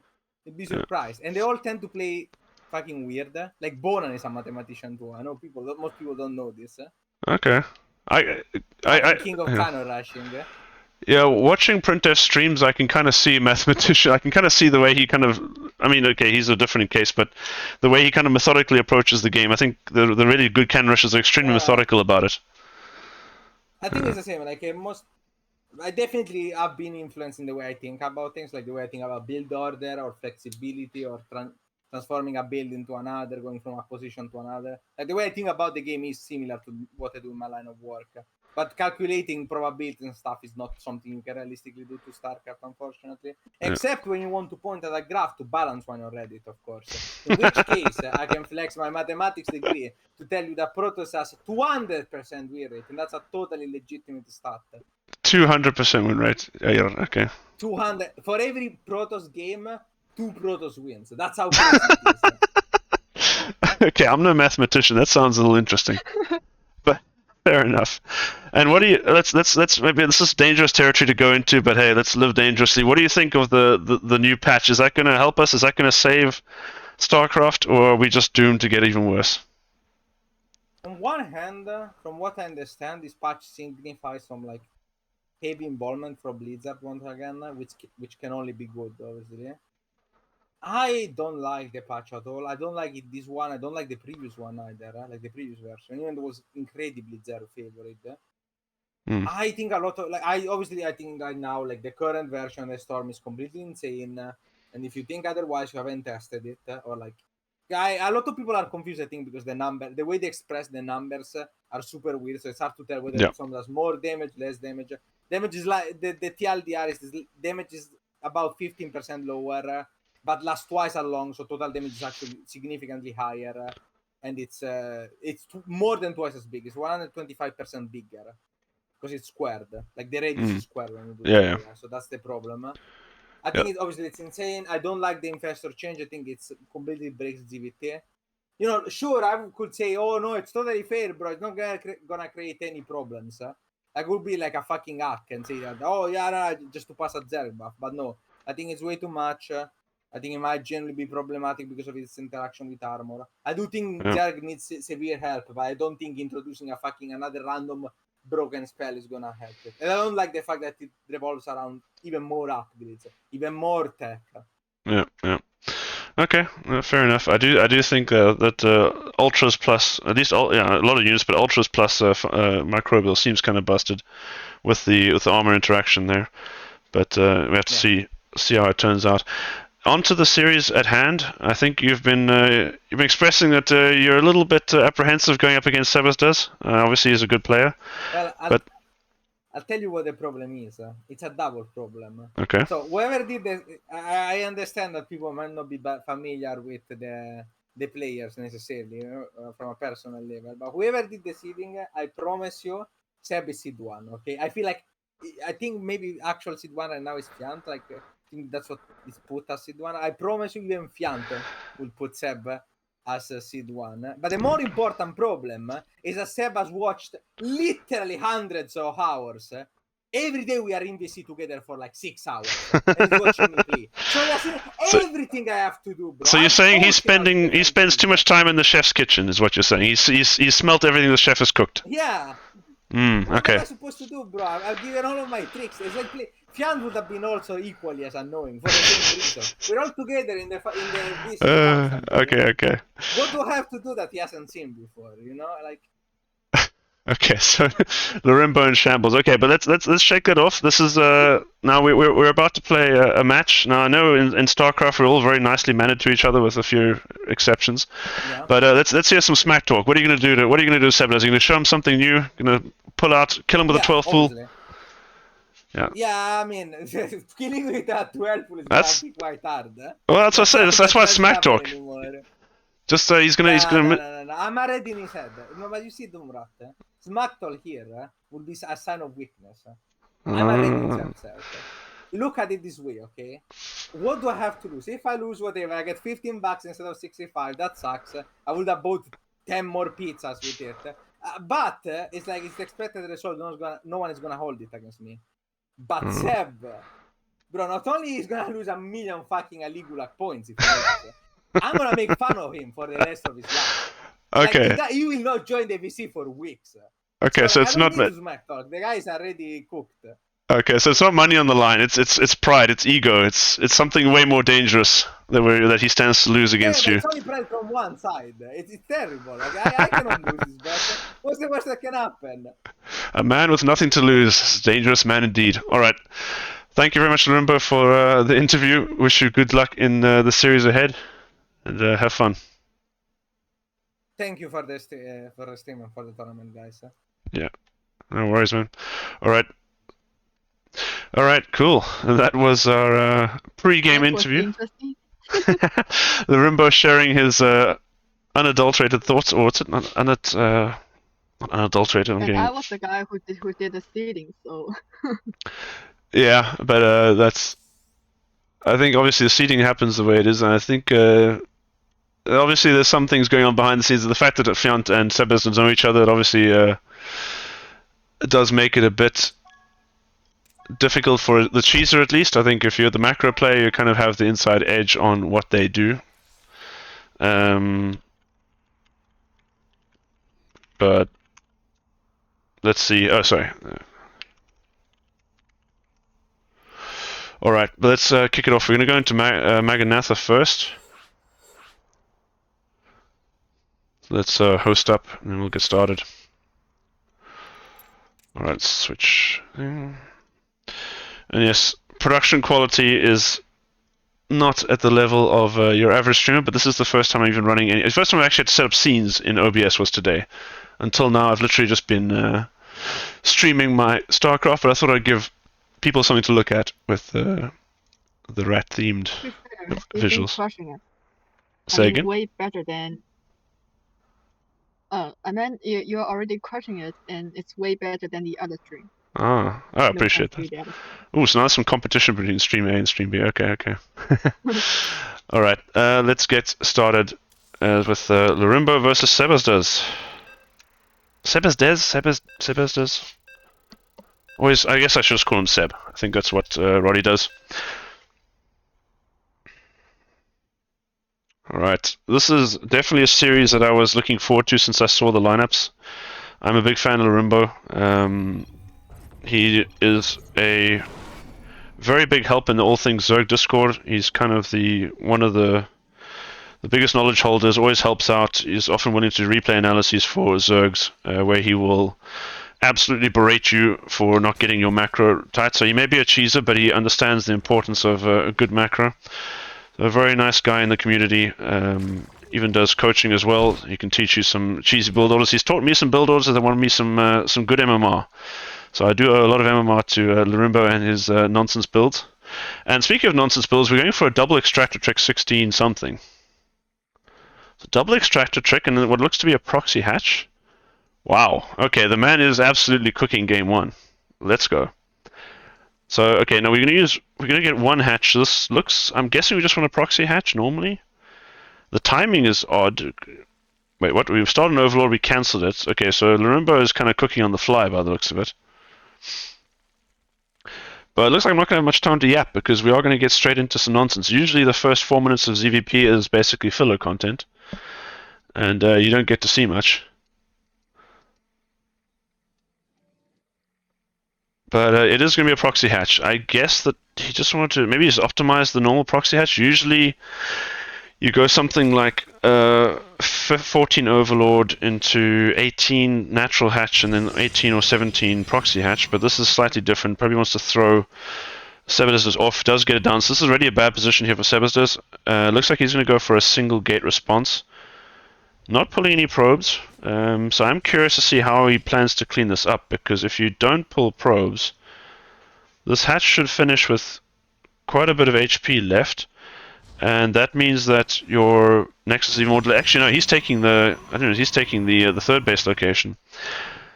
In theory, this is bad because you can Ling Flood, but I don't think Lorimbo's noticed yet. Now, Lorimbo he's probably played these situations plenty of times. He should probably be aware of the possibility, but I don't know if he's got this top of mind. He does build 6 Lings, which does make me think he does know something. He's building 10 Lings. I think he knows exactly what Seb's doing, so he is going to Ling Flood this. Ooh, this is going to be rough for Seb then, because yeah, he's hiding these Zerglings. So I think he wants to follow up stuff with aggression. I'm not even sure. Maybe he doesn't know. He's just trying to do damage inside the natural. He just wants to actually force some damage here. So he might not actually see the third, which could be really bad for him, because he might think that he's getting enough damage done. Meanwhile, the natural is actually already established. I think if we know about this third base, he does know. The man. Oh. Let's watch the Lorimbo cam. Okay, he sees the third. Okay, now he's going to head back for it. But is this enough Lings then? One Stalker out and about here. We are going to try and depower the pylon before the shield battery comes up. I don't think he actually did know, because now he hasn't really. Okay, now there are more Zerglings coming. This game is really awkward so far, but I think it's still looking pretty good for Seb. I think if we had just gone straight here, maybe that would have worked. Yeah, but this is the other problem is this is also gasless now for the Protoss. Oh, sorry, for the Zerg, which means I guess it's not going to matter much because this hatch should. I don't imagine Sebulus is going to try and walk across with these stalkers in the near future. Usually you need gas against Protoss just because your third base can get denied by stalkers forever. But I think this is obviously not a normal game. Which Seb is trying desperately to get back to. He's got a Stargate on the way, so he's trying to make this back into a normal game. We'll allow him to take. He can take this third or this natural whenever he wants. I think as soon as the Oracle gets out, he's completely safe, and we know this already. He is completely safe because there's no link speed. If there's been a fast link speed follow-up, it could have been a little bit of damage, I think. I am curious now because they know each other. They've probably played these scenarios out once or twice at least before. I wonder if Sebas does this was a new response taking the third. Playing this build myself, I do find this to be, in theory, Lambo says you should just be able to kill this with a link flood, but I think we just saw there, it's not that simple if you don't know about it. I think the lings have to go straight there, and even then, there will be reinforcements kiting you back from the natural. Oracle is going to get into the third base. We'll find at least 2 drones, probably 3. Yeah. 3 drones. This spore will just finish up in time. That little hesitation there from Seb will cost a bit of damage. Probably gets another one unless we trick it. Yeah, we are going to trick it out. Nicely done. Here comes the stalker pressure. Okay, now we find out why link speed is important, because now there's just a random stalker timing, which cannot really be that easily defended. We are going to have to pull queens, I imagine. Obviously, Sebas is on a slight timer here. You don't want to get caught on creep once these lings finish their speed, because then the queens can deal with oracles. Actually, oracles flying in now, looking to have a fight. One queen's going to go down. Where's the other queen from the natural? The main is not being pulled. So actually, our anti-air is running pretty thin. We can maybe move a spore crawler ahead. Ooh, this is looking a bit rough here for Lorimbo.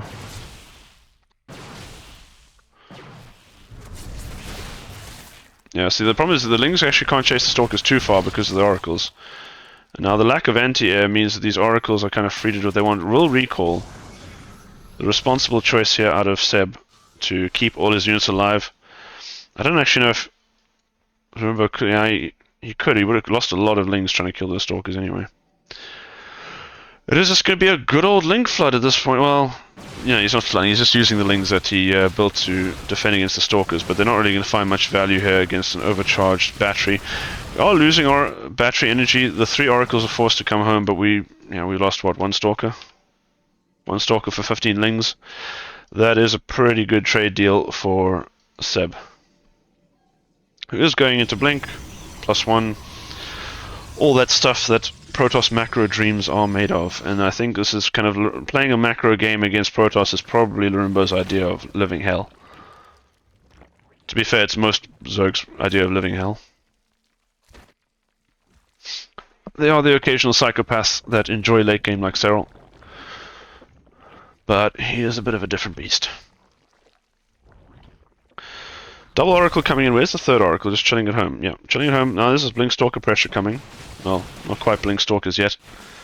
But I don't think we have the numbers here from... Yeah, the supply is just kind of tragic. I think that's going to be the end of game 1.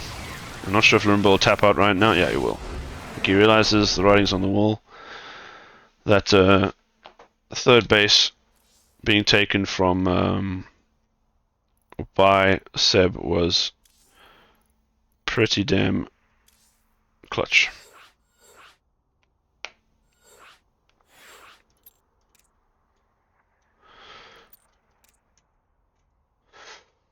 Alrighty.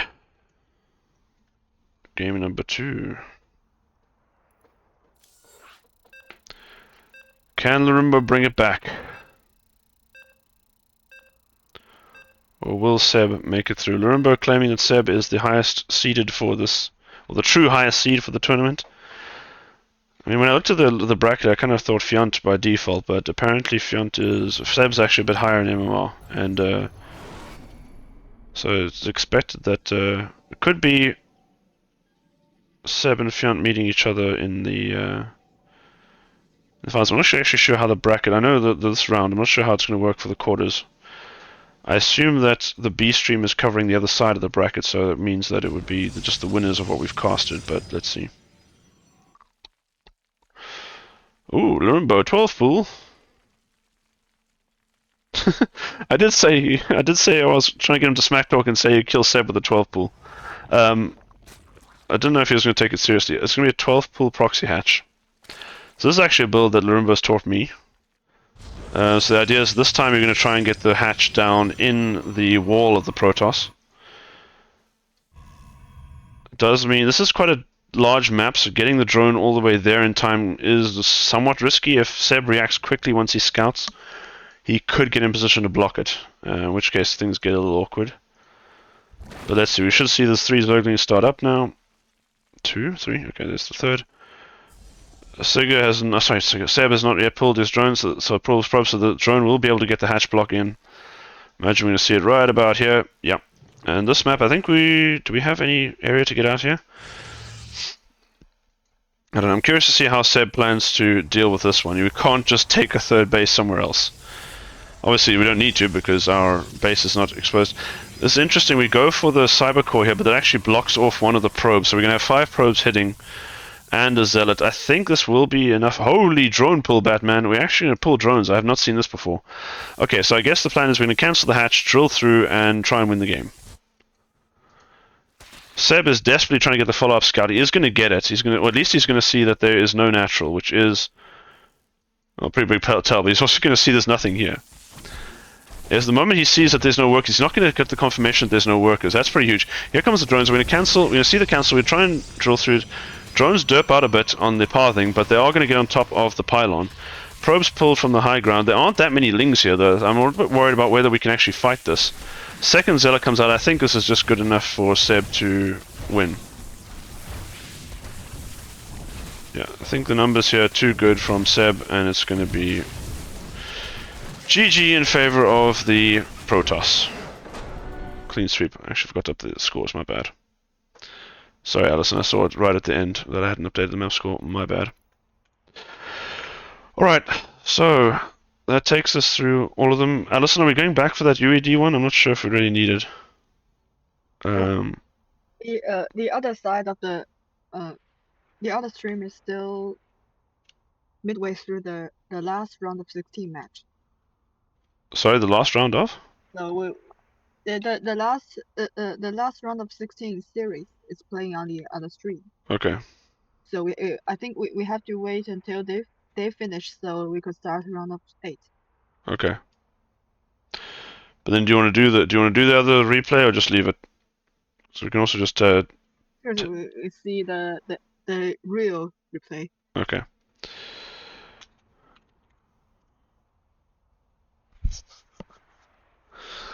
Alright, I'll hop out of the party then and get this replay loaded up. So, in case you missed it, we casted UED Soldier versus Acheron from replays earlier. Only to find out, I kind of messaged Alison when I loaded up the second replay. It says that UED is playing against Nightmare. Is that right? And then we just assumed that maybe Acheron had a different name on a different server or something, so we just ignored it and casted it anyway. But it turns out that UED Soldier sent us the wrong replay. So this is actually... I renamed the replay to UED Soldier vs Acheron. Yeah, he even renamed the replay to the wrong name. So shout out to UED Soldier for that bait.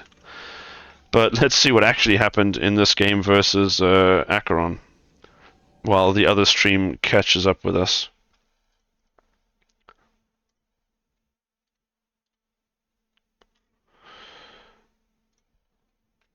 Alright.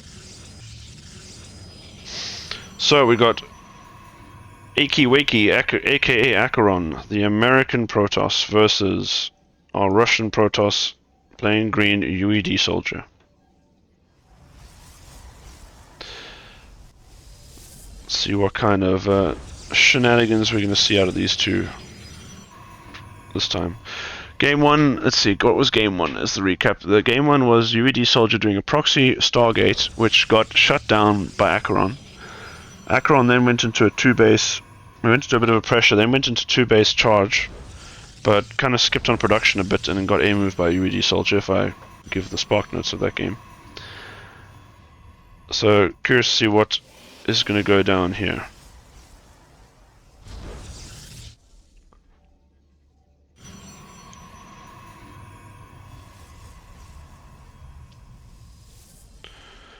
So maybe Alice, in the meantime, what were the scores from the A stream or the B stream, if you don't mind me asking, or who's made it through at least? There is one map behind. Say again, sorry. You're the main stream. Oh, so the other stream. Yeah. What were the scores from those series?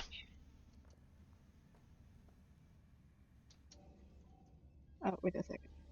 I didn't repeat it.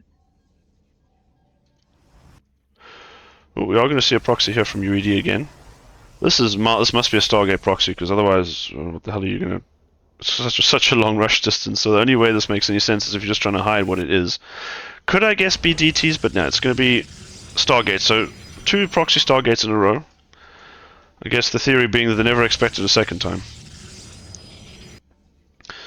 It's not trying to hide the fact that it's a proxy, but it will make Acheron go on a wild goose chase, and I don't know if he'll ever scout this. Actually, he is set up to scout this, hot damn.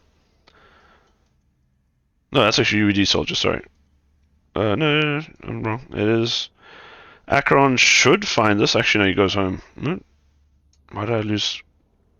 Oh, he's just redone the pathing. Okay, so he will actually scout this, which is kind of wild. He won't be able to shut it down this time, but still... Yeah. It's 1-0 in favor of Inexorable. Is this how to pronounce it? Inexorable, yeah. Yeah. No, sorry, I meant more about the previous... Last Terran. The previous series that they had. I know we had Magneth versus Fiant. But anyway, I can check the scores later myself. Let's see. Got Stalkers nibbling on the depths here of UED Soldier. Do we actually... Just checking, did we get the scout off? No, we didn't! The probe turned around. It was actually path to go find this, so he's not going to find it. There is no shield battery in the main. There are no Stalkers in position. This could be a disastrous end. Background is going to get the Stalkers up. Okay, 4 Stalkers gained the main. Never mind. We are now in position. Okay, so we should be fine. This Oracle might even die. No. Nice pull back in time there from the UED Soldier. Follow-up will be a Robo Bay. I'm always very curious about these openers. It just feels like I hardly ever see them get that much done to justify having your tech, which you're not going to use for a while, on the other side of the map. I mean, it can, obviously, and if Oracle gets in the right position at the right time, it can just be game over. But I feel like I don't see it that often.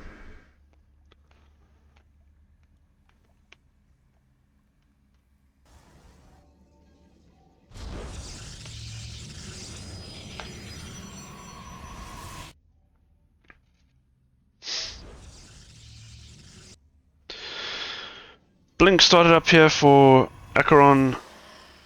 UED Soldier still building his Twilight. Does have the Robo already done, producing the Warp Prism. Not sure what he wants to do with it. Do we just want to... I mean, do we need a Warp Prism this early? What are we actually going to warp in or drop? I guess we can drop in some Archon. That's some Adepts. But Stalkers are actually going to find and depower the Stargate. I guess if we drop in some Adepts, we can then do multi-prong here with the Oracle. I'm guessing that's the play.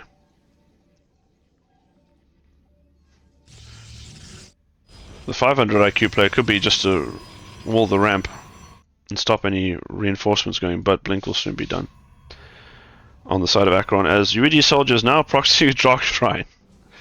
Okay, the first proxy didn't work, but what about second proxies?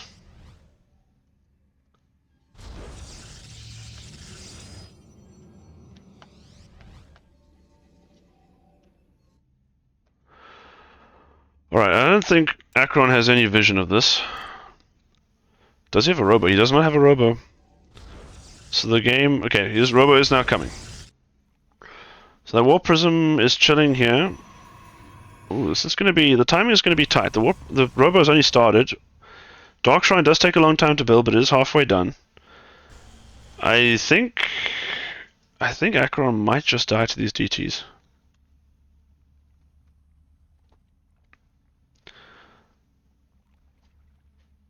As he is actually gearing up for a bit of a push here. He has Blink. He's getting a pylon as a warp-in point. This is a crap ton of Stalkers. What do we actually have at home here? I guess what we have at home is with the ability to warp in a DT and start killing all these Stalkers. Nice Blink in by one of the Stalkers will trigger the Stasis Ward. Here comes the warp in of DTs. It is going to finish just as Prism, as the Robo is done. Acheron does not see the DTs being warped, or doesn't see the warp prism. So now is going to be aware that there are units here. Will immediately start the production of the observer, but the damage will stack up a bit before we get to that stage. So yeah, this DT should get wiped out. Oh, nice blink there. Gets on top of it immediately. Now needs to go clean up in the natural. Now one in the natural is going to run away. Heads up there from UED Soldier, keeping it alive to fight another day or fight on as an Archon. The damage, however, is done, because we are now at 49 workers versus 38. Acheron does have the upgrade advantage.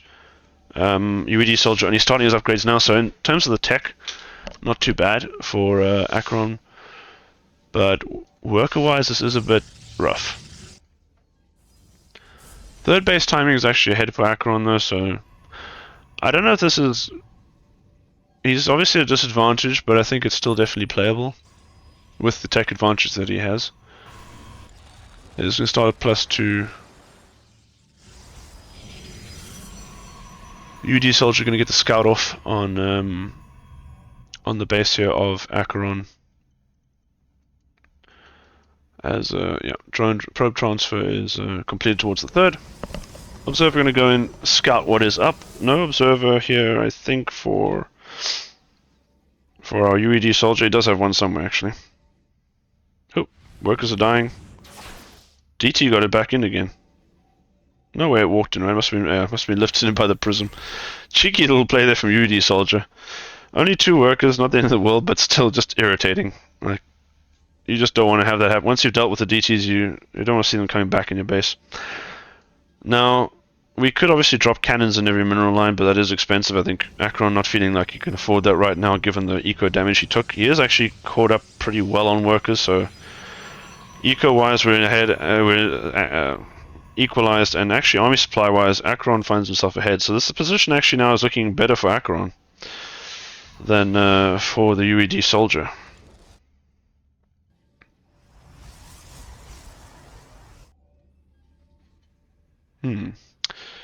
A bit of a lull in the standings, so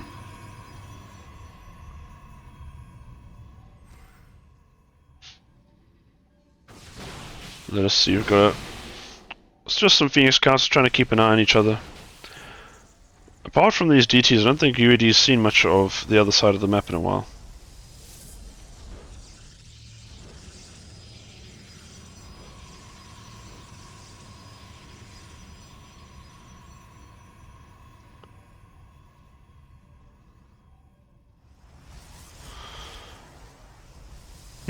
Alright, everyone just pumping out some upgrades.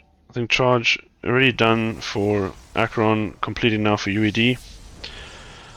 Army supply wise now UED somehow ahead. I think maybe we're just going to see a warp in soon though, which will push Acheron back in the lead. Kind of curious though. Is going to be UED making a first move by the look of it?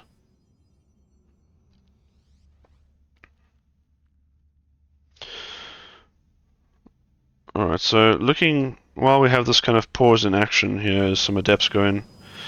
The bracket as it stands right now, Fiant 2-0'd Magnus. Azura, as we saw, 2-1'd Hacker, so our next match at the top will be Fiant and Azura. Hydra beat Nisho 2-0. Sebas, as we saw, 2-0 against Larimbo. Inexorable 2-0 against Gunner. Xingming 2-1 against Greenert, so I imagine Special is very unhappy right now. If he's still around, he might have gone to bed to cry. I'm not sure. And Siga beat XY Fan, so we've got Fiantazura, Sebas, Inexorable, Xingming, Siga, and then Hydra versus the winner of this match here. Speaking of this match, somehow And I don't know. I'm not sure how these army supplies seem to fluctuate so wildly when nothing's actually happening. But UED Soldier is now miles ahead in terms of army supply, and we're going to see a probably decisive engagement here of charge lots, Immortals, and Archons. But the Archon count here is pretty high for Acherons, non-existent for UED Soldier. So maybe also skipping. Sorry, I'm getting the wrong. High Immortal count for UED Soldier, low count for Acheron. A lot of gateway units here, but not much in the way of tech units. And now we've also got Archons derping out in the back line, Zealots fighting Stalkers over here. This push into the natural seems to be overwhelming. The push over on this side is also overwhelming, so it looks just like an A-move win for UED Soldier here. I wish I could give you a more comprehensive analysis of what actually happened in the last few minutes, but somehow, much like the Star Wars narrative, Emperor Palpatine returned and somehow UED Soldier just amassed a bigger army. And that will be GG.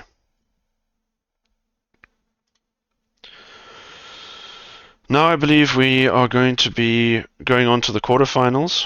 I think we're going to probably, hopefully, take a quick break though. Alison, So we what's... decided to let the players who finish their round of 16 matches first play first. So the next series on our stream would be Fiant versus Azura. Okay. And I see they've already vetoed, so I assume they want to start fairly soon.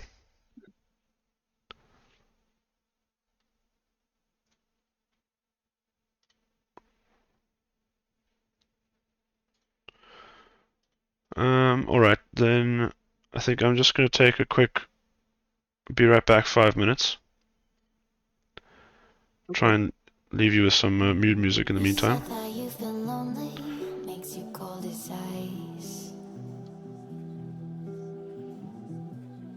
Hard to get to know me, but better than the lies.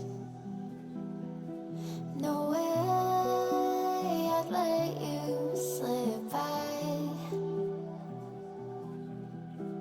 No way I'd let you say bye. You said there ain't no reason, but I'll sit here every day, waiting for the moment I won't feel like I should stay. No way I'd let you slip by. No way I'd let you say bye. Can we watch it fade, fade away? Can we let it fade, fade away? We'll take it day by day.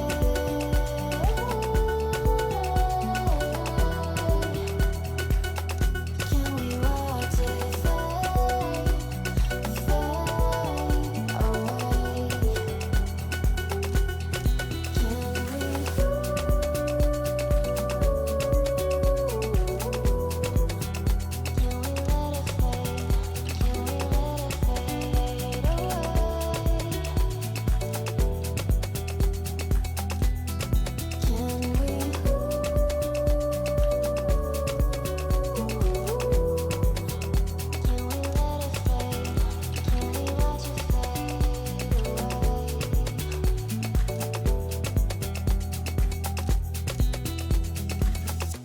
You said that you've been searching, silencing your mind, trying to be patient, but running out of time. No way I'd let you slip by. No way I'd let you say bye. You said there ain't no meaning, I just wanna understand everything that led us here, the tears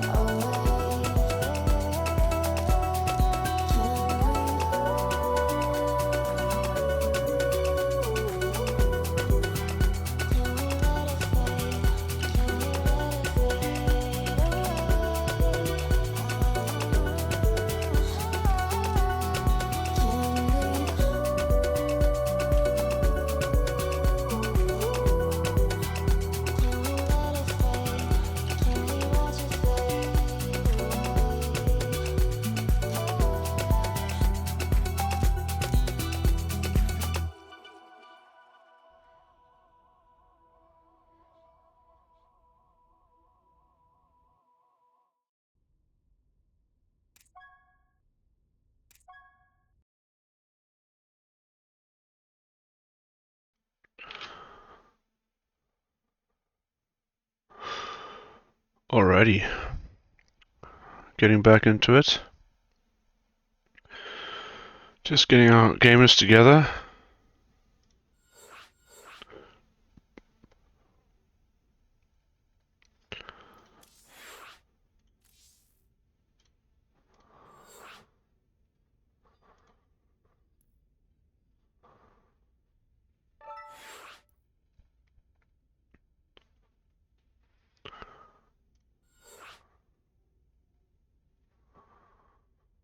Okay, I think they already have a lobby created. Yeah, there we go. Okay, let's Now we have 6 Protosses among the top 8 players, as expected. Lots of tosses. Yep. Well, to be fair, I think there's so many tosses at this level anyway. It's kind of Now It's a- this means the people that go to university are smart enough to pick the best race. Addison's hot takes right there. Can't argue that one, We can I? got 44 signups in total, and over a half of them are Protosses. Yeah, that is true. Well, I think it's also probably representative of the GM population. At least it's not that extreme in the Chinese Yep. division Uh, of the similar event. Addison, we're clear to start, right? We can go ahead. I think we can go ahead. All right. We are in game, so let's switch over to.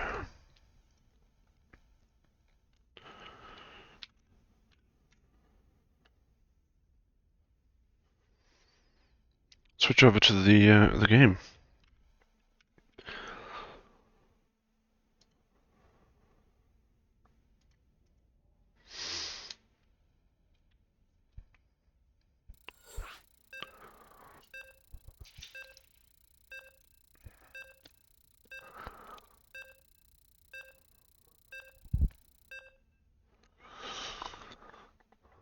Alrighty, Fiant Azura. This should be. I'm looking forward to this. I would say Fiant should be definitely favored in this matchup or in this series. But Azura, I've seen him play some PvZ recently. He's quite not. I wouldn't say super committed, but he can be quite aggressive with his adepts, and he can get a lot of damage done if you're not paying attention. So I think there's some potential to do some real damage in the early game. Maybe do enough that you can survive any kind of mid-game attack, and then head into a late game where Protoss is definitely favored in at this level. I know everyone likes to complain that Protoss is overpowered across the board, but I think to a large extent in the lower leagues there's still plenty of ways that you can kill a Protoss with cheese, and I mean even in Masters I think it's pretty. There are a lot of ways you can kill a Toss before they get too strong. I think in this level, when you get to this kind of high or mid GM, you are It's a lot more stable. It's a lot easier for Protoss to kind of survive out until the late game and get those their nice toys out. Motherships, Tempests, all that jazz. So let's see if Fiant is capable, is confident, not capable, but confident to go there, or if he's going to try and end it. And can Azura do enough early on to stop the Zerg from becoming that kind of death ball or monstrous mid-game swarm?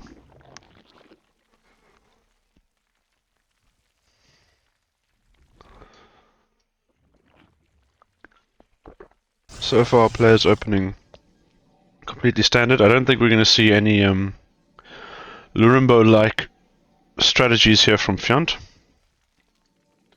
I'm expecting pretty standard early games into some maybe some more aggression in the mid game from the Zerg. Azura is definitely a Glaives enjoyer, and yeah, from what I've seen, does some of his best work with the Adepts.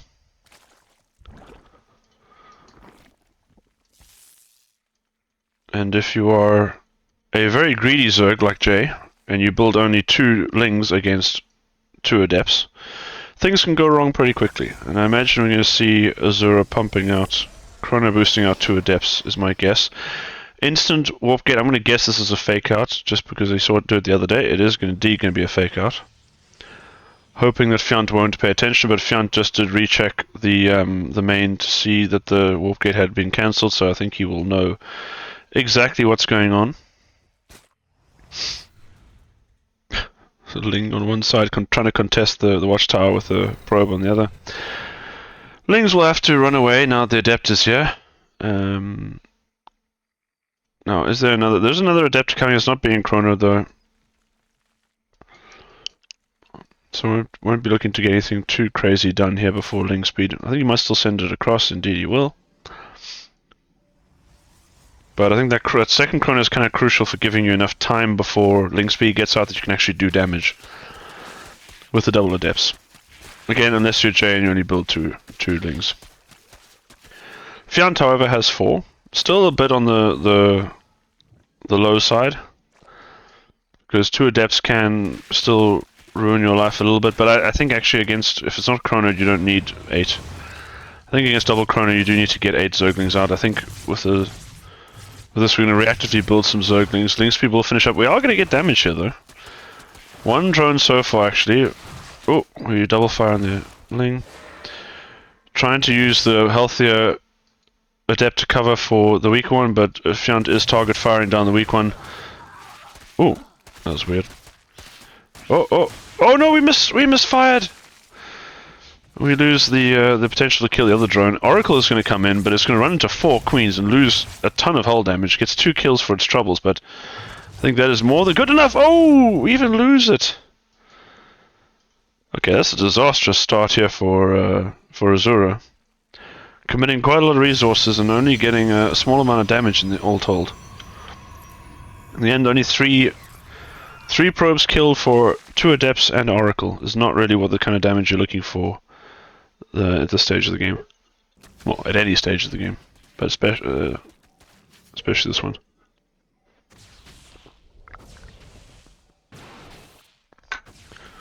Roachwarren in the back here for Fiant. He's kind of hiding this. I mean, maybe not hiding, but I generally like to see it. I would think you usually want to do it in the wall, so you have the option to wall off against Starcraft, for example. Which I think Azura is quite enjoying. Is going to go charge and +1. Similar build he did to Jay yesterday. And I think yesterday though, Jay did a random ass queen walk into Azura while he was all inning with charge lots, and then tried to morph about 6 Ravagers in front of the 3rd of Azura. Needless to say, it didn't go well, and Jay just died to the counter attack. Fiant obviously slightly higher MMR than Jay though. But then again, Jay by no means a bad player, is a solid GM Zerg. Wouldn't go as far to say a complete macro hero, because as much as he preaches macro, he does like to cheese, but he can play a pretty good macro game himself when he wants to. Dropper Lords for Fiant. Oh, so we're just doing a queen drop, of course. So we got roaches. We didn't get roach speed. We're just going slow roaches and roach drop. So, yeah, pretty low tech. But I think we've realized that the early game damage from the Protoss was not good enough. So that means that we should be in a good position to just kill the Protoss. That does appear to be the game plan right now. 1 cannon, 2 shield batteries going up. Lings are going to get across already and start nibbling on the units that are here. Ooh, we don't even kill that stalker. So we actually wasted quite a lot of Ling damage. We did obviously drain that shield battery, but that was quite a lot of Lings to commit to that. And now, with the charge, there's actually just not enough roaches here. Because these are +1 charge lots. They're going to shred these Lings to hell and back. And actually, it's seeing that Fiant is going to go home. So that is actually a huge commit. Well, I wonder if it is really a huge commitment, because he obviously did build the units, but he didn't commit. He committed the money for OV speed.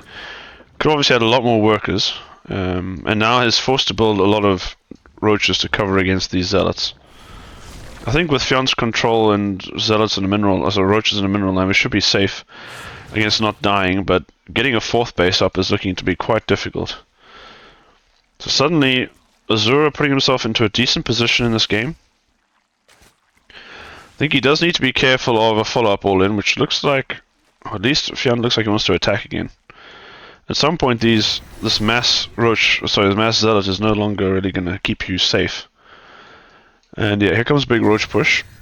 We're not going to re-drop the queens, which is an interesting choice since we have the money already. I guess we just wanted to fake out a little bit. Yeah, so it looks like we want to fake a push, force another response, and go back.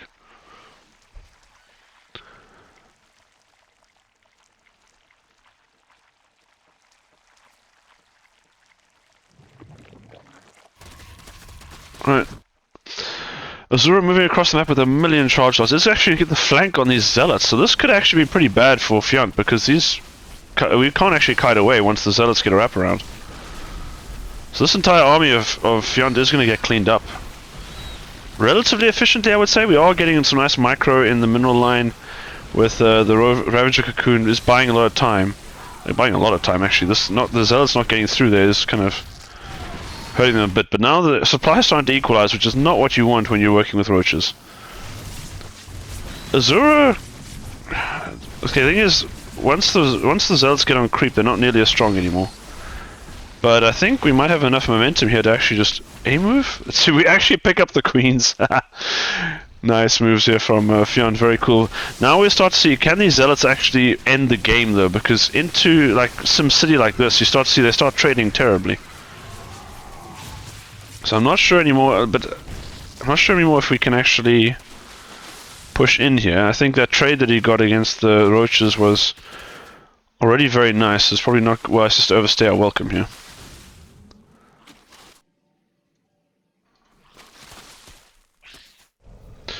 Oracle does get some kills. We lost 3 drones at some point, but it's all minor damage. Azura not going in for the Storm actually. So this is when the Zerg army starts to become a little bit scary as the numbers start to build. However, these are Blink Stalkers with shield batteries against nothing but roaches. So this should be a pretty good trade here for Azura. And yeah, now we stabilize with the Protoss with a forward kind of 4th base. Gives him some aggressive potential into the Zerg here. I think this game state definitely favors the Protoss, although the only thing here is that we still aren't getting splash damage. So we're kind of relying on very good upgrades. But to an extent, Roach Hydra can deal with this kind of gateway man style, I believe. But at the same time, we kind of want to be a little bit further ahead on eco as the Zerg, I would imagine. So I don't think Fiant's necessarily in a very comfortable position, but this game is still definitely. Ooh, what a stasis ward! That is beautiful. Okay, we do need to actually get some units in there to clean that up. 5 zealots is not going to be enough to clean it up. Sending over the stalkers to clean that up does need to be careful. We don't just get A-moved here, because we've chosen to have a nexus so close to the Zerg's base that we do risk just getting A-moved if we're not in position. But okay, we get most of our army back in, so Only a handful of stalkers here. Will mean that these roaches can trade a little bit more efficiently against these zealots.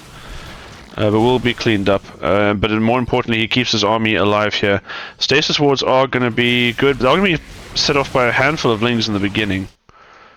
Oh, these roaches actually don't get cleaned up. Obviously, Azura needs to take care of the defense on the front line, because this is really where he could lose the game. Fiant is now getting into Hydras. Storm is on the way. Now, this is a bit of an odd game state because, yeah, I think it's unusual to see Storm this late. I mean, to be honest, the Lurker Den is also late, but obviously Fiant was also in a bit of trouble early on. Needed to kind of get some units out. Needs to just get his army supply up.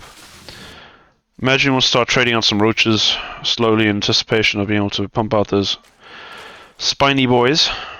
Is going to get up to 10 gas income, which will afford him enough lurkers to start putting on pressure against Azura.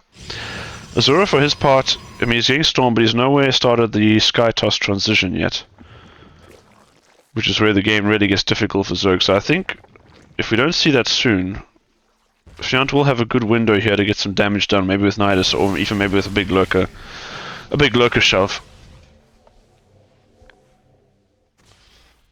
Fiant close to maxing out now. Spends whatever gas he has on the lurkers and the lurker upgrades, getting some lings. Still has, how many? 22 roaches, so it would be good to try and trade those boys out, because we definitely don't want them in the final army. Just not really that useful as supply. They do form a decent meat shield for the lurkers, it has to be said. So that's good. Now we're actually trying to set up a surrounding. Actually, we bait the army out of position to try and get lurkers into position. They're still quite far back. The stasis ward is pretty huge, keeping some of them out. But now the lurkers, this is a bit of an awkward fight. These lurkers are kind of tucked up in the corner. Storms are going to be huge, and this army is fighting without the support of the lurkers. That's definitely not what you want. However, the storms are now done, I believe. We don't have any storm energy left. I'm not sure if Azura realizes that, unless when he tries to cast, he's going to have a pretty bad time. Honestly, I think we... Ooh. Could we not aim move that? I feel like there's potential just to aim move this army here if we morph the Archons, for example. It is actually going to get out the base, so giving this respect.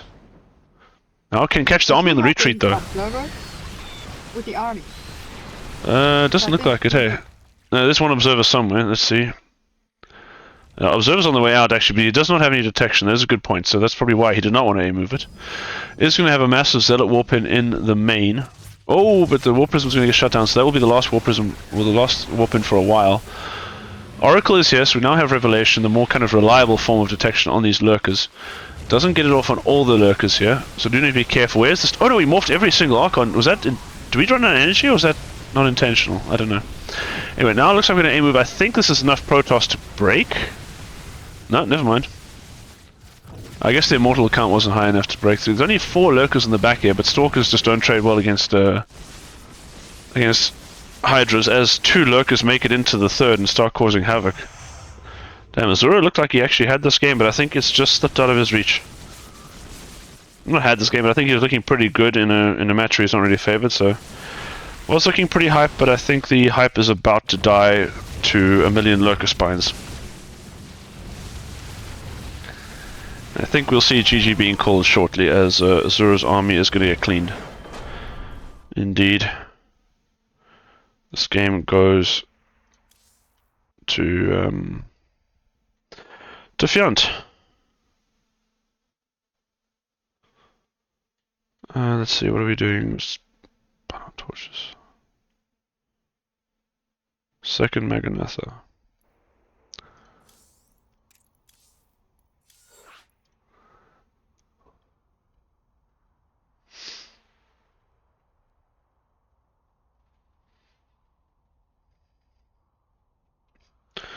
Just waiting for Azura.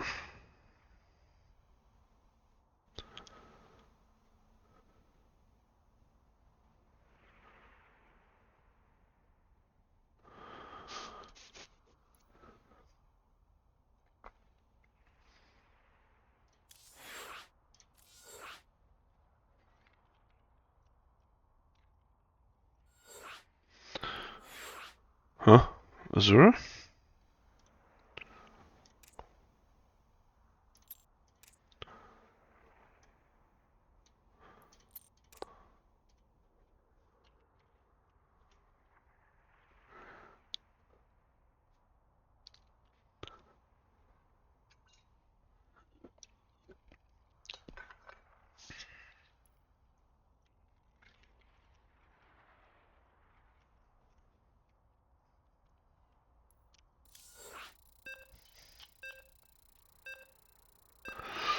Alright, game number 2 coming up. Let's try and remember to put the score up when we get there.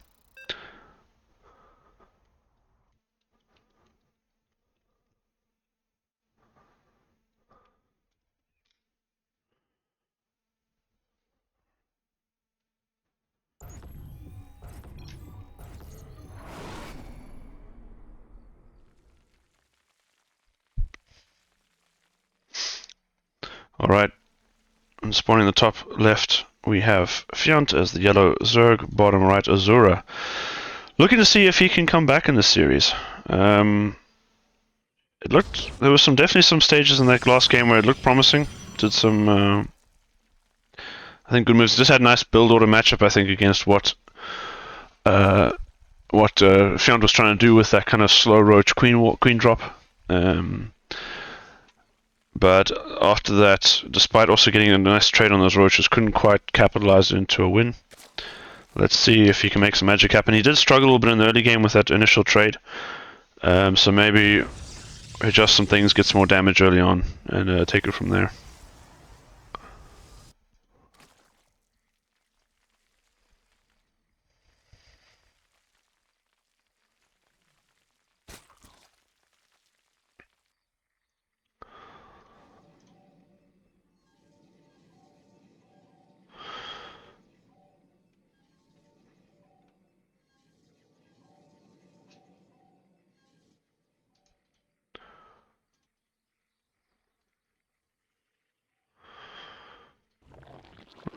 This is always the fun part of the early game ZVPs, is figuring out what to talk about.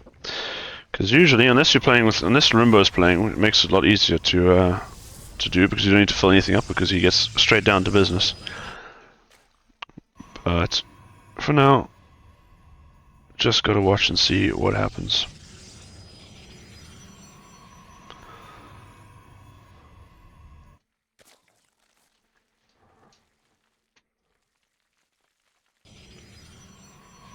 This will be the second last match series for this evening. We'll have one more quarterfinals, and then tomorrow it will be the semis and finals, casted by Old Man Roddy himself. Oh, barely even an attempt at faking the warp gate there. Starts it, immediately cancels it, and then starts it again. So I think this time we actually are going to see... Are we going to see a 2-base build? I think we did see... Did he do it against Jay? I think he did. It's going to be a Twilight opener. Okay, very cool here from Azura. Fiant is going to try and run this over to that pillar. I don't think it's going to get there. Maybe actually if he gets around this way he could. But the Lings might get in anyway. Oh.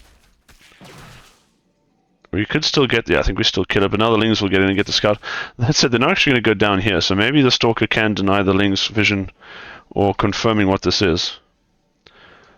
Let's see if Fiant needs to get these Lings back down the ramp. One Ling is definitely going to die. The second Ling might get the scout off. I imagine it's going to the right location. It is. So we are going to scout the Twilight. We're also going to scout that it's not building anything. And that would tell DTs. The timing, it was fairly early, so maybe you could argue this wasn't gas to start the upgrade, but this should be a bit of a tell for Fiant what he's up against. Let's see what his response will be. Either way, I expect a Roach Warren to go down pretty soon. Second gas on the way. So making sure he will have gas to produce those roaches, but does need to build a Roach Warren pretty well, unless he knows it's DTs, in which case you don't even need the Roach Warren, but yeah, he is going to build it just to be safe. Well, I think Lambo will say you don't actually need the Roach Warren, but I think it does not feel good trying to defend Archons. Archon drops with only Lings. But we will get our eco up and running. Did he actually see... Yeah, Fiant did see that Azura is taking a third. So that's obviously definitely a signal that the aggression is not going to be too committed. But still, if we don't build spores, it could still be game over. Let's see, where's the warp prism? Do we not actually have one? This is a... Okay, so this is really DTs without a warp prism or a warp endpoint. So we have to warp in these bad boys at home and send them across the map. Okay. So this is just... I feel like Fiant actually would have died to this if there was normal DTs.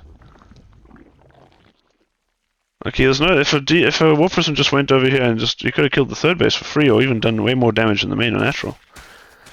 I'm kind of shocked that it doesn't. He actually is going to go into the third. I think indeed this Spore Crawler can burrow before the DTs can kill that base.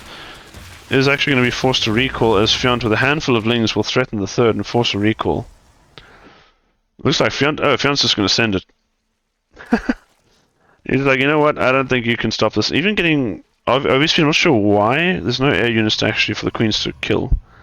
I guess maybe he wants to keep these overseers alive? Question mark. I can't imagine we really want to bring the queens to this party. It looks like he's actually gathering them together, so maybe we do. Roaches are gonna be able to kill this third base. DTs are gonna go across the map and try and kill the third, so he's gonna try and take a third for a third. This is enough DTs. He actually has DT blink as well. So we could just blink that. Oh, okay, now we have to be careful. Are gonna blink the spore. Oh, the transfuse. Okay, loses 2 DTs before the transfuse goes down. Now we're going to target down the third, but Overseer should be morphing in shortly, right? The speed Overseer comes back. Okay. But the speed. Oh my! This is just holy crap. The speed actually coming in clutch there. If it wasn't for speed, I don't think the Overseer would have got back so quickly or been able to keep up with those DTs. That is crazy. And yeah, now I think it's just a case of this is what every Protoss on the ladder likes to complain about. It's going to be Zerg F2 A move because yeah, there's not much else to be said here. This is a lot of shield batteries, to be fair. And Fiant is on low worker count, but these Stalkers need to be careful. They don't blink yet. If we've got Lings in between there, it could have been a bit disastrous as we attack our own gateway in frustration. There's a DT running around here. We'll be able to kill some drones. Cybercore about to get destroyed, so no more Stalker boys. Only thing we can open now is DTs or slow lots. And I think this should just be Fiant knocking down the space. I think he's reinforcements. Okay, there's still a whole Lings waiting for the gates to go down so the real party can begin. I think the real party is about to begin. What the hell? Oh. No, maybe he's going to choose not to engage, just wants to kind of play it safe.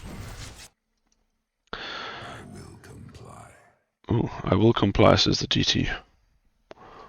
As this, I didn't actually notice this until now, this proxy location. DT gets into the main, 2 DTs in the main. 5 workers, 6 workers, 7 workers going down, that's not bad. So, Azura finding damage, but the critical thing here is that this third is only just starting up now, and Azura has, Fiant has been able to keep his third alive against the constant DT attacks, so eco-wise, even though the workers are the same, I think the income you can see here is definitely favoring Fiant, except in the gas department where Azura is actually ahead. Fiant not using many gas geysers right now. His income is going to match and surpass Fiant's shortly in both gas and minerals. Let's see, what is Fiant's plan going to be? I think it's going to be send it again, right? I mean, there's no splash damage, there's no air, so in those kind of situations, a Zerg swarmy army of Ling Roach Ravager is pretty hard to deal with without splash damage or air units. Nothing but Blink Stalkers definitely are not going to get the job done, as I think Fiant is about to end this series shortly. Oh!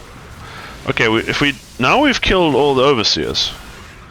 So DTs are going to be warped in. They will be able to reign supreme for a while. 2 more Overseers have been morphed in. Where are they? Right at home. So we will, for the time being, at least have some free damage here. Even more DTs being warped in.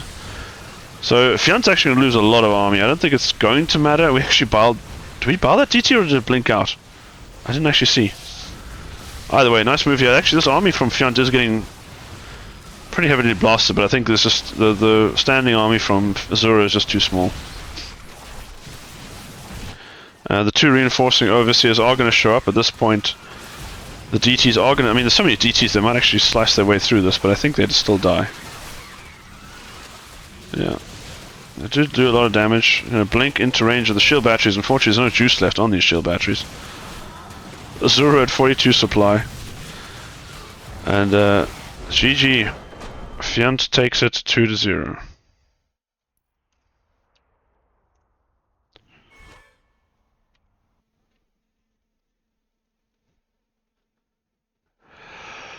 All right.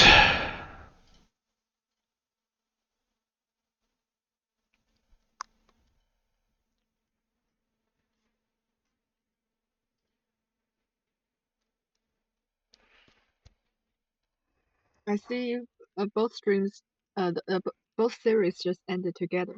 Oh, nice. Okay. We have our so Who won our the PvP? Wakey? sorry.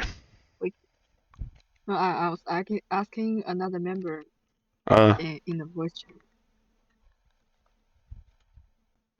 I'm about to sleep. Who won the PvP? Pardon?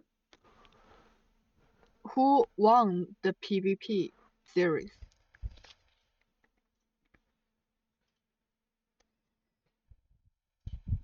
Nobody. What? nobody wins in a Then PvP. that's Everyone why. loses. I don't know. I need to check. I need to check. Oh, okay. Maybe I thought you were watching. the They went to game 3. Actually, 3D. UD Soldier took game 3. So which series are we casting next, Alison? Is it Seb in X or Xingming Siga? Let's see. It's supposed to be Seb, but Inexorable said he had another series elsewhere and maybe he wouldn't be here on time. So if that's the case, we would be watching the we would be watching Ziggy vs Ximing together. Okay. I guess.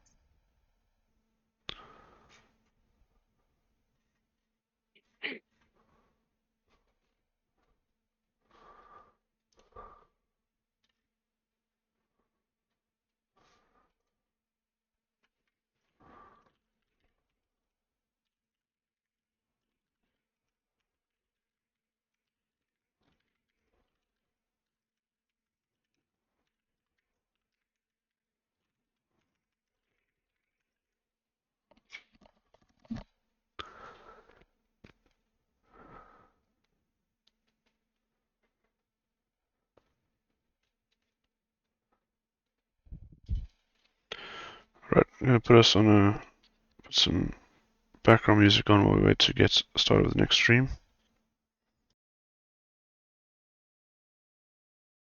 See you guys hopefully in about 5-10 minutes.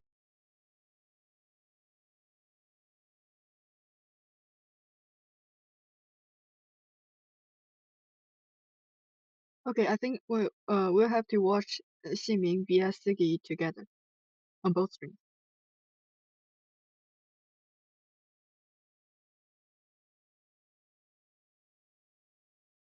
They vetoed already? They're vetoing. Yeah. No, not yet. They're vetoing.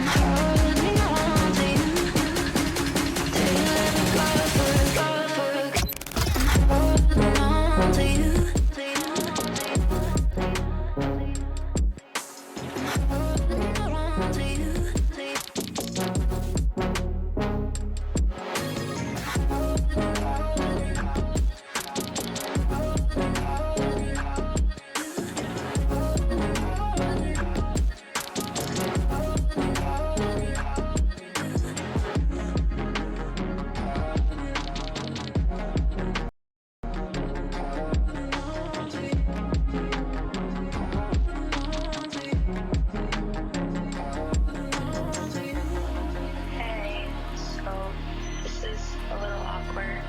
Things haven't really been working out as well between us, and I think it's time for both of us to kind of just move forward.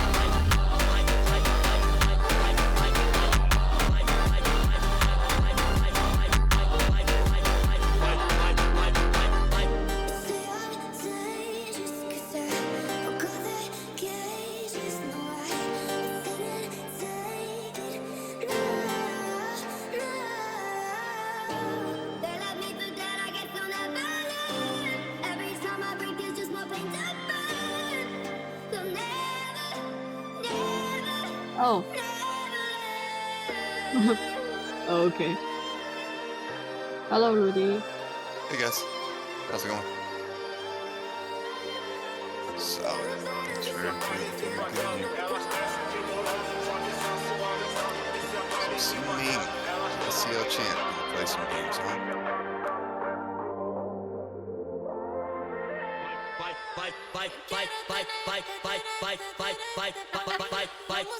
Does it say I joined your party? See,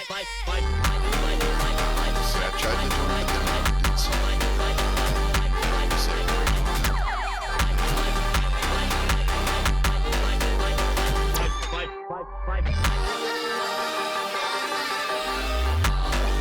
So Singming versus Siggy, but we got Singming the host. I'm guessing that's Allison. Oh yeah. Well, that makes sense. Yeah, absolutely. Absolutely. Carrier Void Ray enjoyers. Not. I'm only a charge lot enjoyer. That's a strong.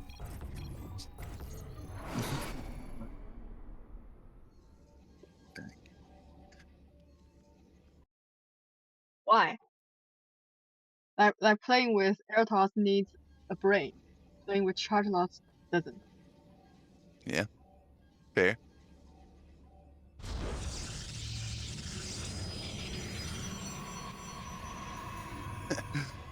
uh,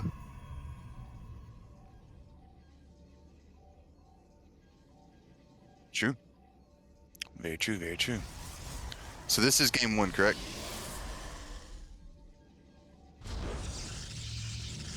All right. In the top right, we got a triple champion for the SCL League. This is Sing Ming for JSLs. And in the... Okay, nice. Where's Siggy from?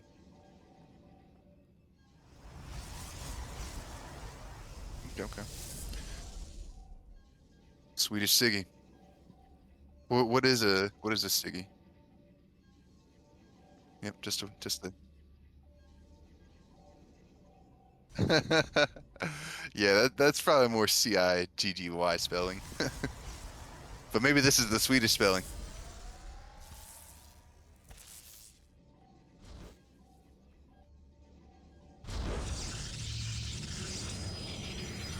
Yeah, I am just a Terran player, Diamond Terran player.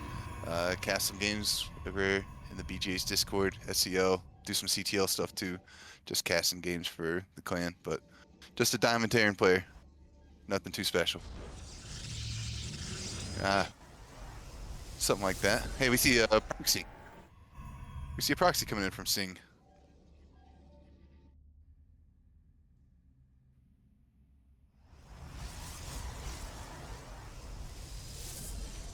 Well, there's the 4 gate, but you don't see that. You don't see the 4 gate above like 4K 4500 as much for sure. But it's still, you know, if you're still good with it, you're good with it. But you don't see the proxy 4 gate very often.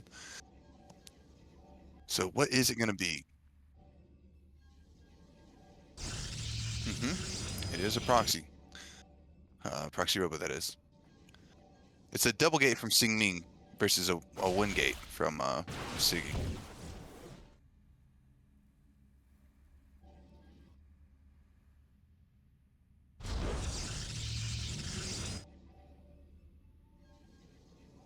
Azura against Azura, yeah.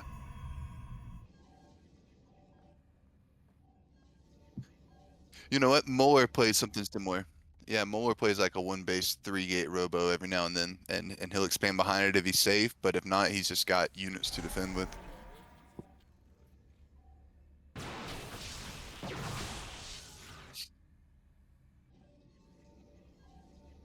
Yeah, I've seen it. So that Immortal is far ahead for Siggy here.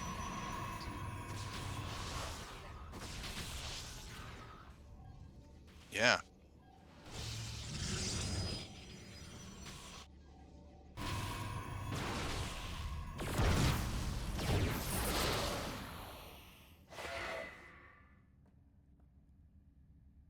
Doesn't lose anything.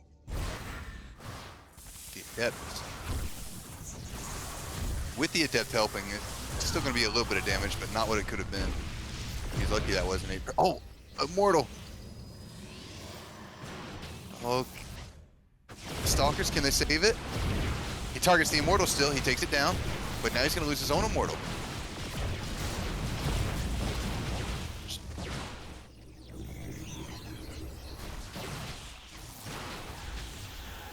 Oh, with the Prism Micro. Can we get some fancy pickups? Okay, so we have another Immortal though. Yeah, that extra Immortal that Siggy's got is just huge right now.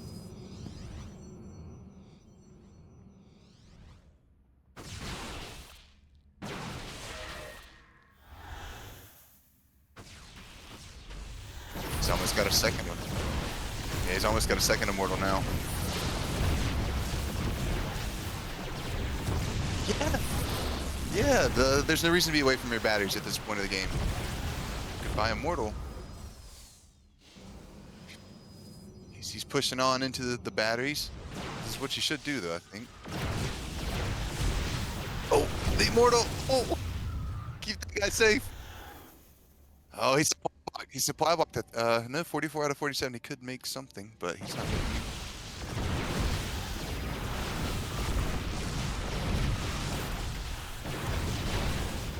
Lost it. Yep, lost it. Saves the Stalkers. That was a quick reflex to cancel the warp in mode and pick up the Stalkers and just back up, but I think this push might be stalled out. Robo Bay.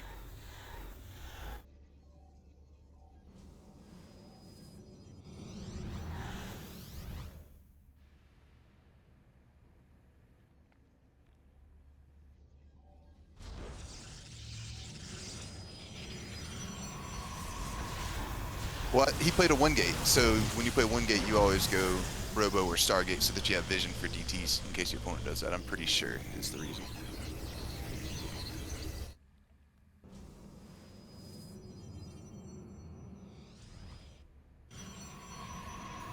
Yeah. Yeah, I got you. It's defensive for sure.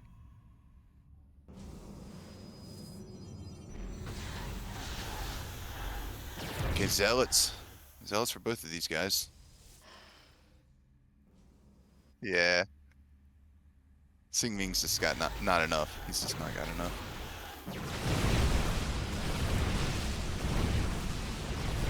Yes. He's gonna start picking up Zealots. They don't have charge, but they got the Prism pickup. We're about to have a Disco Ball. And on the other side, there's Siggy a third of the way through charge. Yes, he has not given up, and I appreciate it. Can we get the ball shot that we need? Yeah, yeah. We tickle 2 of them. Oh. Yeah, I think that might have been the move, was going for the Stalkers, going for the Zealots if he could have. Charge in 10 seconds. Yes. Now they're really going to be strong. Here goes the ball. No, it's a whiff. Second one, though.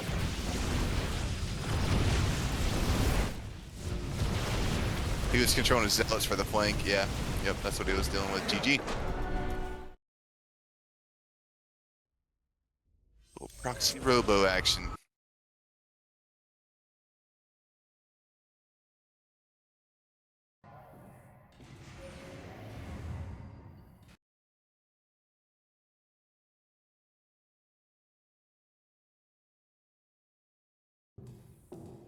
Well done.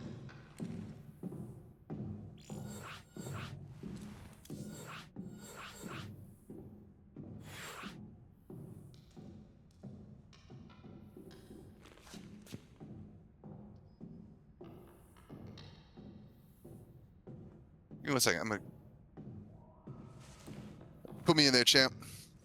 I got some one-off builds for TVP, you know. Yeah, give me. Yeah, that would increase my chance by about what 1,000 MMR, 800 MMR, somewhere in there. But still, I think they would. I think they would be the favorite. I'm gonna get a drink really quick while it starts. Be right back.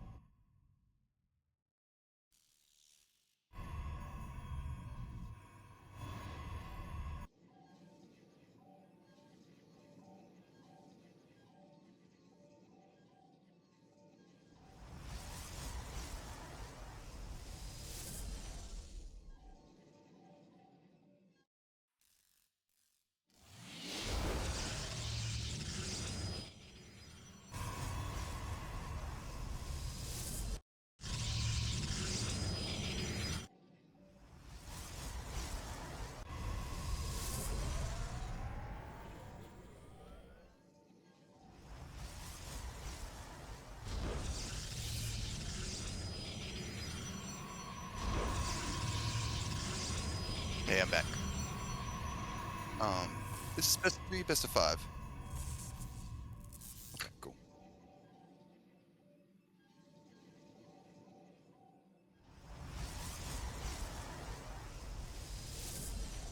This is anti-cannon rush, is what this is.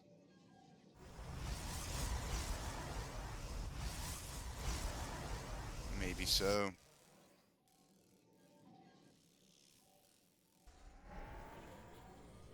Exactly, but Singming is going Stalker Sentry, so gonna stick to his own game plan.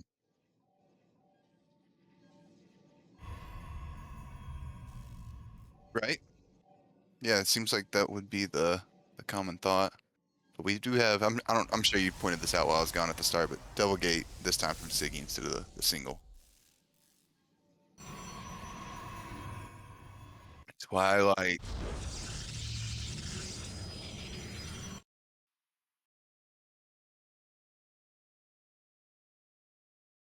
Yeah, yeah, he is. You're right.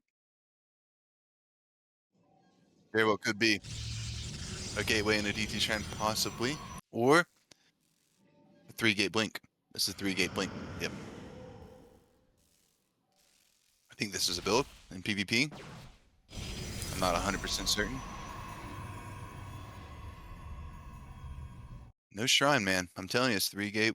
But he would have started the blink, no?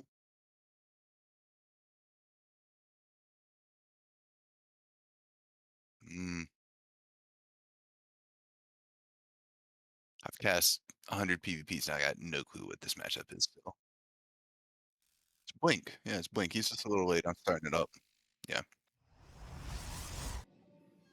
You know, a casual 80 gas, 80, 100 gas. I'm pretty sure it was 80. I'm pretty sure it was 80. But we'll go back. So one of us is wrong. One of our eyes is off.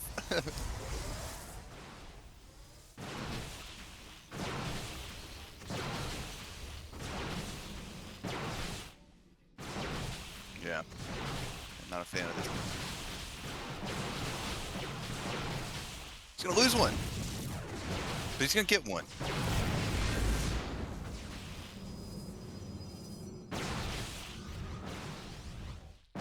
Yeah, Yeah, we got the Immortal about to hit the field for Singming. That's going to be a big help. He's got 3 sentries with force fields, and he's halfway to being able to use the energy recharge again on, you know, either a battery or a sentry if he so wishes.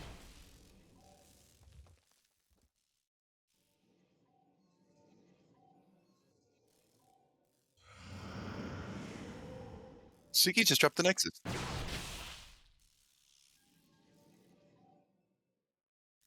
Yeah, I think this is still fine for him though. He's hasn't quit making the probes too much. And he's got 4 gates now instead of just the 3. So I think he's done really well with it.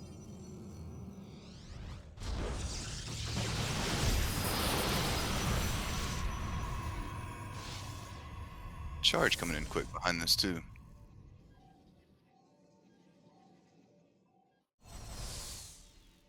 Well, he's got the Immortals, he's got the Robo.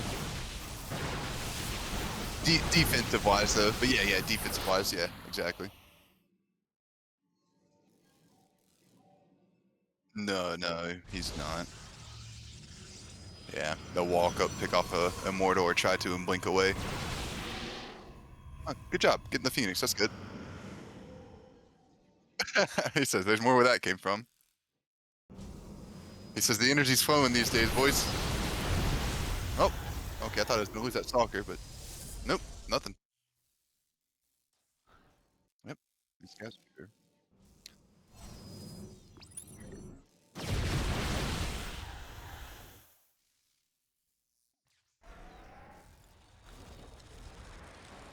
Glaives from the Singman.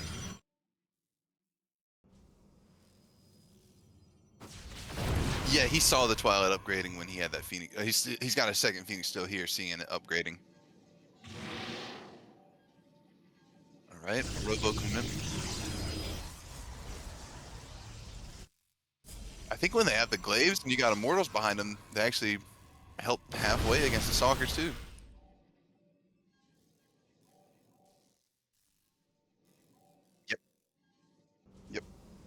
Yep, exactly. Immortals good, right? I don't think we've seen a supply block in these 2 games. Maybe I missed one, but these guys have been, yeah. Yeah, I've seen.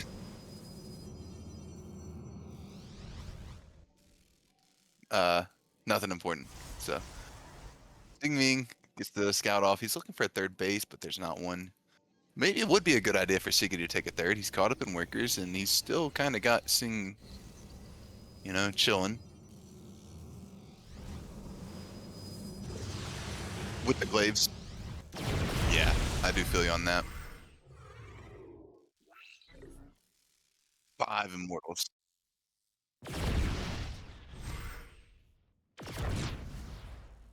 He's gonna lead over to him. Yep, Singming sees him. Oh, but he didn't notice. He didn't see him.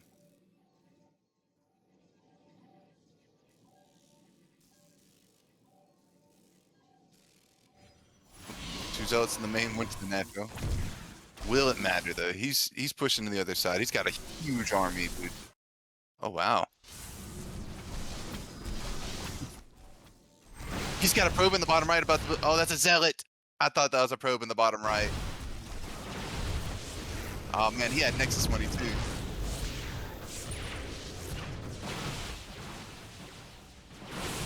It's a base about to die. A whole natural about to die.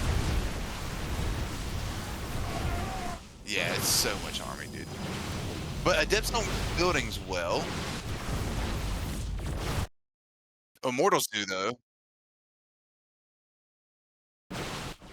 Nope.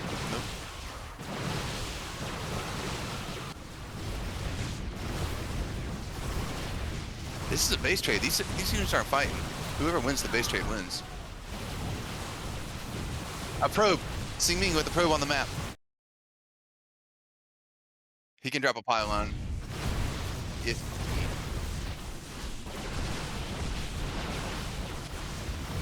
I think Singming kills stuff faster with the Immortals in the army too, honestly.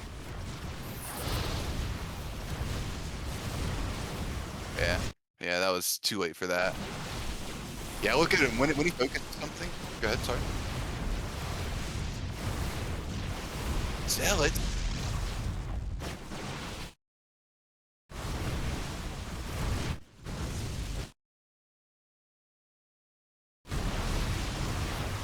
Yep. His proxy pylon's far. His proxy pylon's far though. What if Siggy misses his pylon at the top? Oh, he won't. He should be able to see it. And now Singming's on the move. But Stalkers. Yeah, Singming will win this.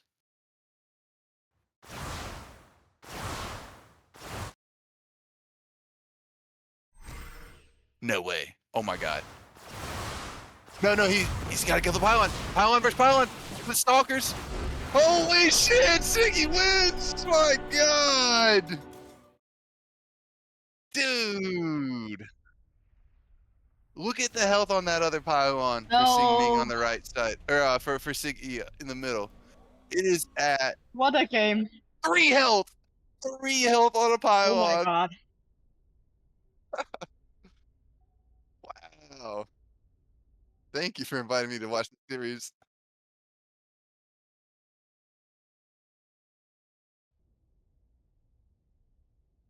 Damn. Yeah, dude. 3 health on that pylon. Ooh, GG's.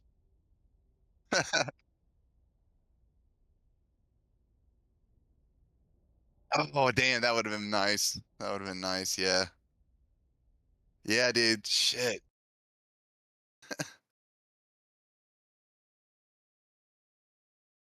Sick. That was worth hopping in for the you said those quarterfinals right there? Sweet. Yeah, I'm feeling oh, we get a Terran too for my set. Good shit. The last Terran. Mhm. He's nice with it, man. I do enjoy his games a lot. He's nice with it. So to EU we go?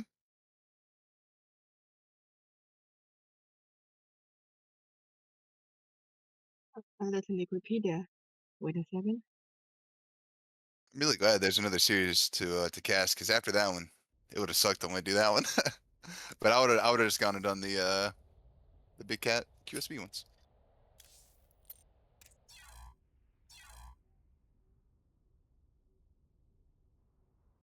Do we know who's in the final on the other side of the bracket yet?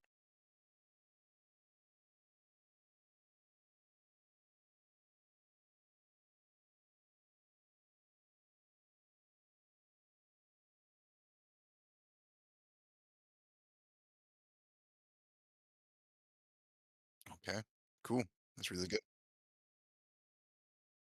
Yeah, yeah. This has been a Inexorable is really cool. playing his last game, so he should be ready soon.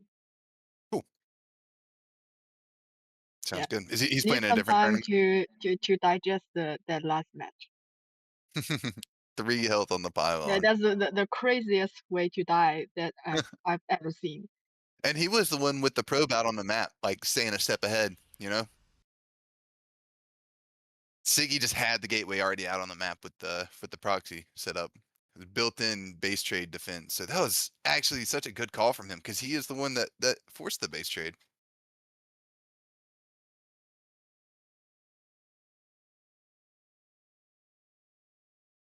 Um,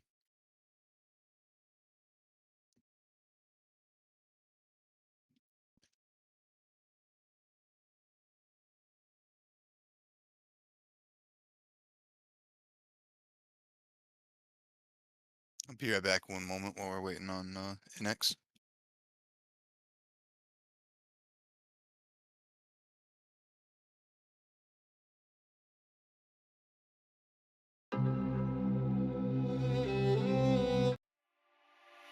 Actually, I think the series tomorrow will have difficulty exceeding this one in excitement.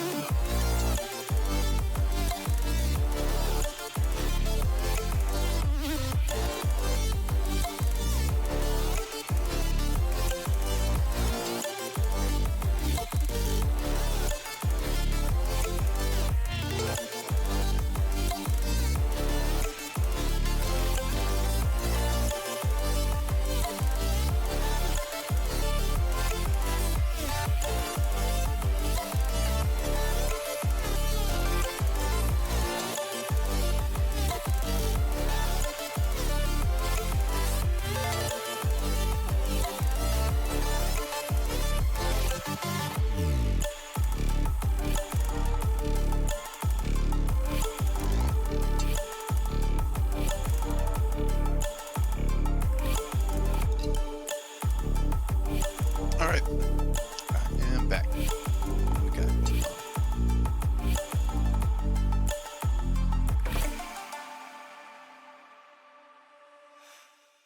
So Cebedes versus Inix is the match. The gamers are not ready yet. Oh, that's fine. No problem. I was making sure. I knew Inix was Is there a playing. clip on Twitch of the 3 HP pylon? I live inside my own world of make-believe. Kids screaming in Yeah, you do. Or I could. You could do it now while we have a little bit of downtime. While your stream's live. Cross out the ones who heard my cries and watched me weep. I love everything. Anyways, it should be ready in 24 hours. My world's so bright, it's hard to breathe, but What'll be ready in 24 hours, Allison? The ball. Oh, okay. Clip, yes. Yeah, I think they answered. Yeah, I plan to clip the balls according to the series and save them on this video.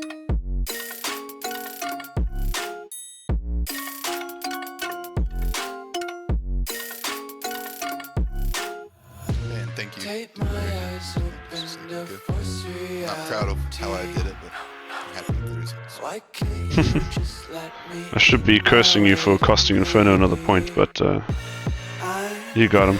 Inside my own world of Yep. make-believe. Yep. The plan worked. Kids screaming in Only, I think he was gonna bang bust me game 1 too, but then I just kind of had Hellions on this side of the map the whole time. I feel skinnier than all the other days. Sometimes I can't tell if my body belongs to me. I love everything. Fire spreading all around my room. My world's so bright. It it's seems they hard are to vetoing breathe, but already. that's all Okay, right. nice. Hush. For those people watching, it's a newsflash. Battlemech is good in TVZ right now. What's how is this related to the tournament? I don't know. There's nothing else going on. We're just waiting for them, right? We're just talking Waiting for them, nonsense. Oh, we got a raid. Yeah. Plat Esports raided with party of 7. Thank you very much for the raid. Yeah, this is prime time. Yeah, time in between matches there, right? Yeah. I've given the viewers listening to some royalty-free music, but they can still hear us talking. Where'd you get your music from? And I just got Spotify, there's an NCS, like they do all this royalty-free music apparently. Yeah. Cool. Not quite the same as the Rudy Lo-Fi, whatever it is you listen to, but I had to figure it out. So, Yeah, Jay requested music, so I thought, okay, Google, what the hell can I use to play on Twitch without problems? Not that I think it matters, but NX is NA, right? Brazil. Yeah, okay, so they're on NA. Yeah. Look at me with my geography knowledge. Americans in geography, who knew? Maybe for fun after the series we can do a geography test. It would not be good for me. Ask me some sports stuff though. I got you. What's the map order? For 70 Ultra Love Layla. Yeah. Nice. We can...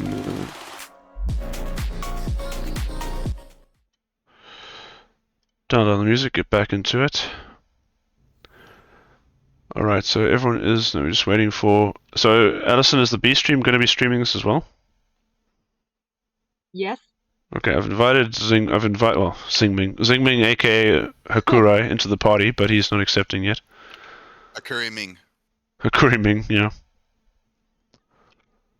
So once he joins the party, we can get Lots of started. hallucinations around in JSL.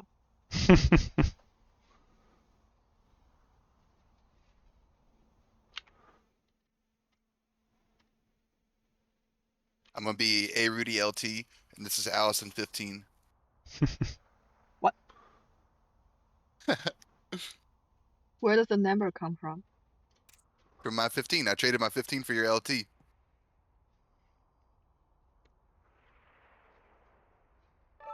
I don't get the logic. Yeah, it's nothing too important. Don't worry about it. It's just a bad joke. Weed boy logic. Like I said, dude, just primetime yapping in between sets. True. That's why I brought you in. Something I up. needed someone to help yap to fill the time. That's what I'm here for. All right, Rudy, you mean let's go? Me and you, let's go. Yeah, me and you.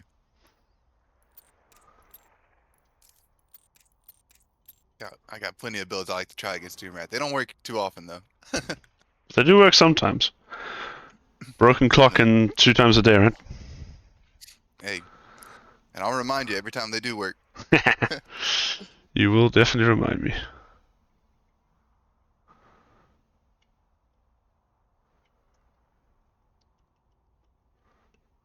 Okay, our last series of the day. He said 2 minutes, okay.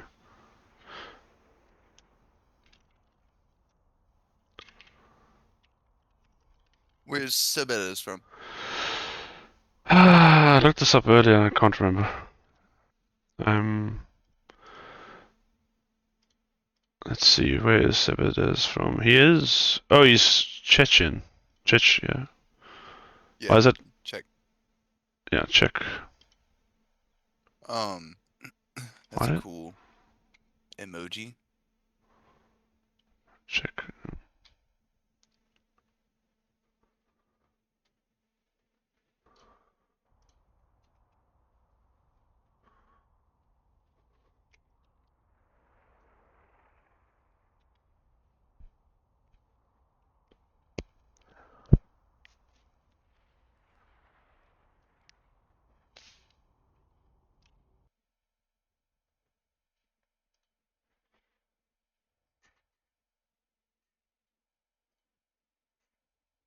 I am absolutely looking forward to this series. I don't think we've ever had Sebestes in SEO before. No, it's much better for your sanity if you just call him Seb. Otherwise, you lose your mind trying to say his name properly. Because I speak from Yeah, experience. that second part of it. That second part of it is tough on the brain and the pronunciation.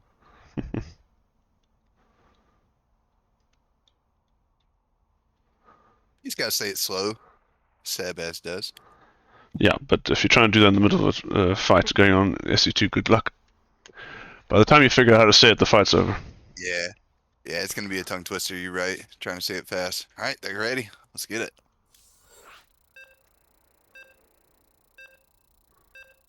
So this will be a series between the last Terran in the tournament and the highest seed according to the Rainbow. According to Rimbo, Sebes is the favorite to win this. But Larimbo also dropped some pretty hot takes on the balance patch as well, so which I admittedly opened him up to. But I let him have his time to give his thoughts, and give his thoughts he did. All right, top left, we got a Tiltaran, Inexorable. Yep. Bottom left, the yellow Protoss, NA Fish Sebes does actually playing for Team Roddy. So one of Roddy's boys. So I imagine Roddy's going to be, if Seb makes it through, Roddy's going to be cheering him on tomorrow in his cast. So for context, before the tournament started, Beyond DM'd me and he said he couldn't wait to destroy Seb. And I looked at the seeding. So if Beyond is going to destroy Seb, they would have to meet in the finals. Yeah. Damn. And this was before the tournament started? Yes. Damn, so he pretty much called the finals. I think it's. I mean, I definitely had. I had Fiant looking at the bracket. I thought Fiant was the favorite, and then Larimbo's like Seb's in his view the favorite. So I think it's definitely these two are looking like the heavyweights. But to be honest, Inexorable's looking pretty damn solid in SCL, so I wouldn't count him out yet. He's a good player.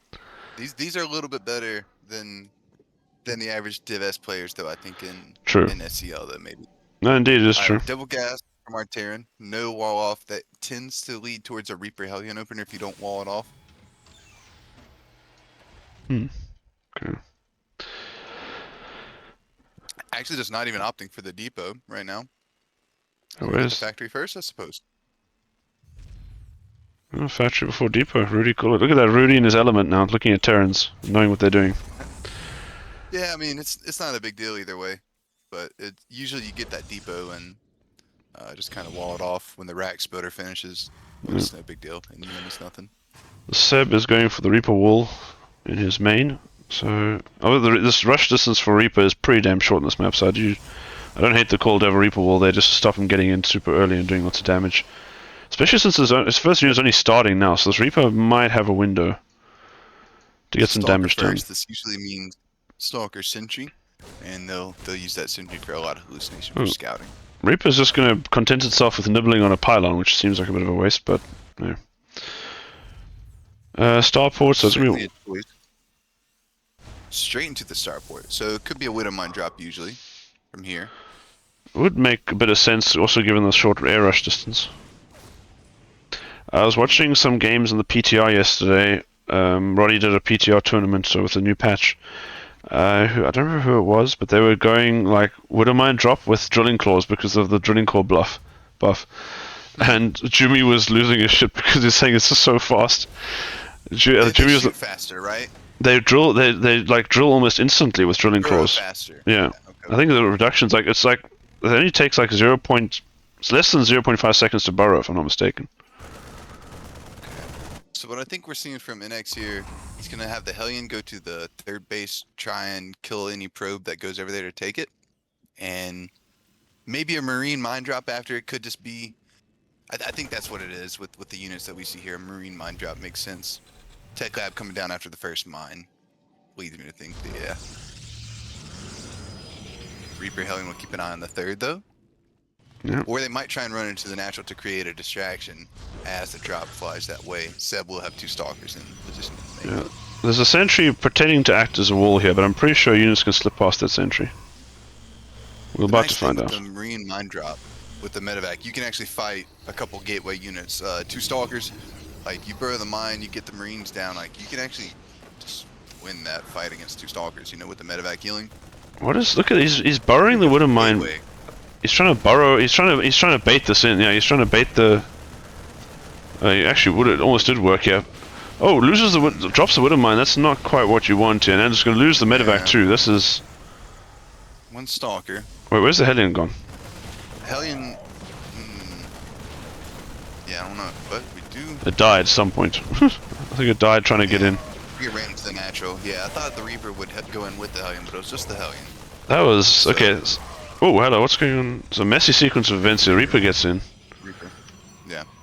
Okay, so let's see. Battle good for NX, I don't think, but it's not terrible either. Lib, yeah. Oh, okay. Lib. Okay, the Lib is changing it. I was looking at the battle report, and suddenly the numbers are going crazy. The Lib comes in for that last bit of damage, and I think overall makes it good. He also kills the probe trying to build the Nexus. So we'll. That's big. That's big. Yeah.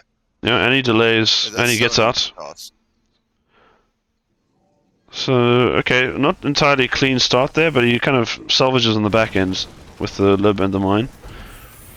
You know something interesting is that NX went third base off of the 1-1-1. Wait, what? He just cancelled it. Just now, and two more racks. He's all in. I think that's like the definition of fuck it, we ball. No eBay. And but Storm, okay. Seb is getting Storm already. Yeah, it's hard to two-base push off of a normal opener. Like normally it would be considered like a 3-1-1 opener when you're getting stem shield +1 timing. It's hard to do that these days in TVP. There's just no upgrades coming. Is he going to send it? Okay, now he gets the stim pack started. This is going to hit super late, surely, with stim pack this late. 7:30 is usually when you're hitting off of a 3-1-1 timing. But no eBay. Maybe we're just gonna get Tech Labs on the racks and go heavy Marauder. He's gonna get no add-on on the racks. He's gonna maybe boy pull. I mean, I just assume as the average watcher of PvT, I assume the boys will be pulled. Yeah, but there's a trade-off, you know. There's the Lib is in the back of the main base from Seb. It's being held by two stalkers. But yeah, the charge is just now starting, and the storm is done. So Yeah, Templar tech-wise, chilling, cooking up some energy. but the army supply difference is kind of massive. But Storm obviously is the big equalizer there. You can wipe out tons of workers as they come in, wipe out the bio. Yep. 1-2 big storms can literally change the game, and he will have quite a few of them. He's making another Templar now. That'll give him 5. Maybe we can hit another energy But- recharge. Yeah, he can hit another energy recharge. He did it instantly. The only it's thing- available. The only thing, right? I mean, yes, like what is obviously Storm is great, but you also need a bit of a meat in the army.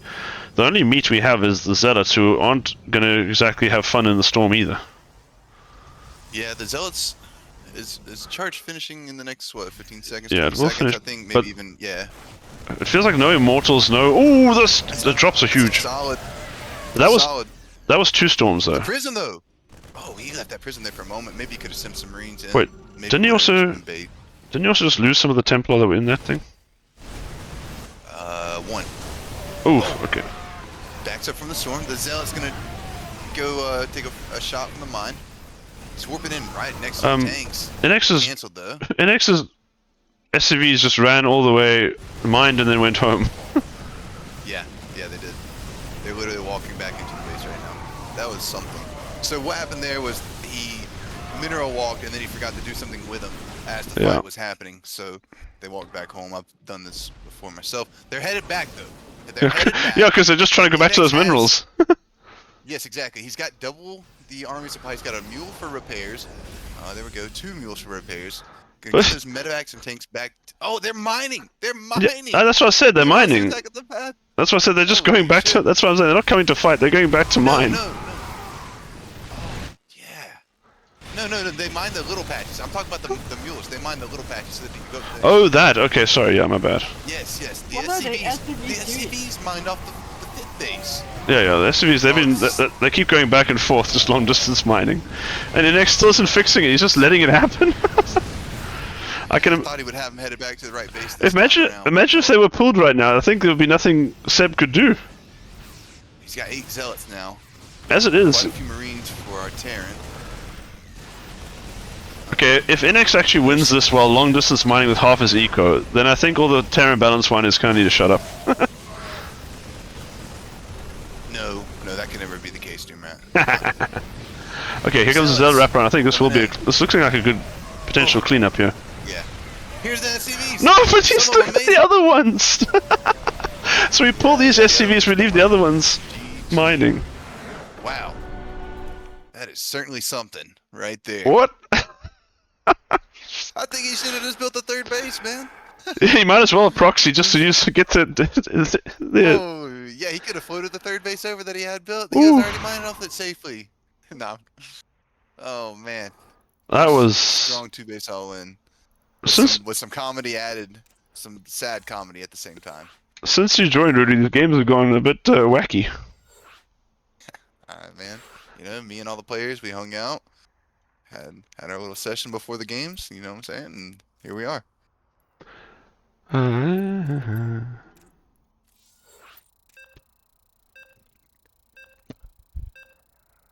Game number 2, TVP.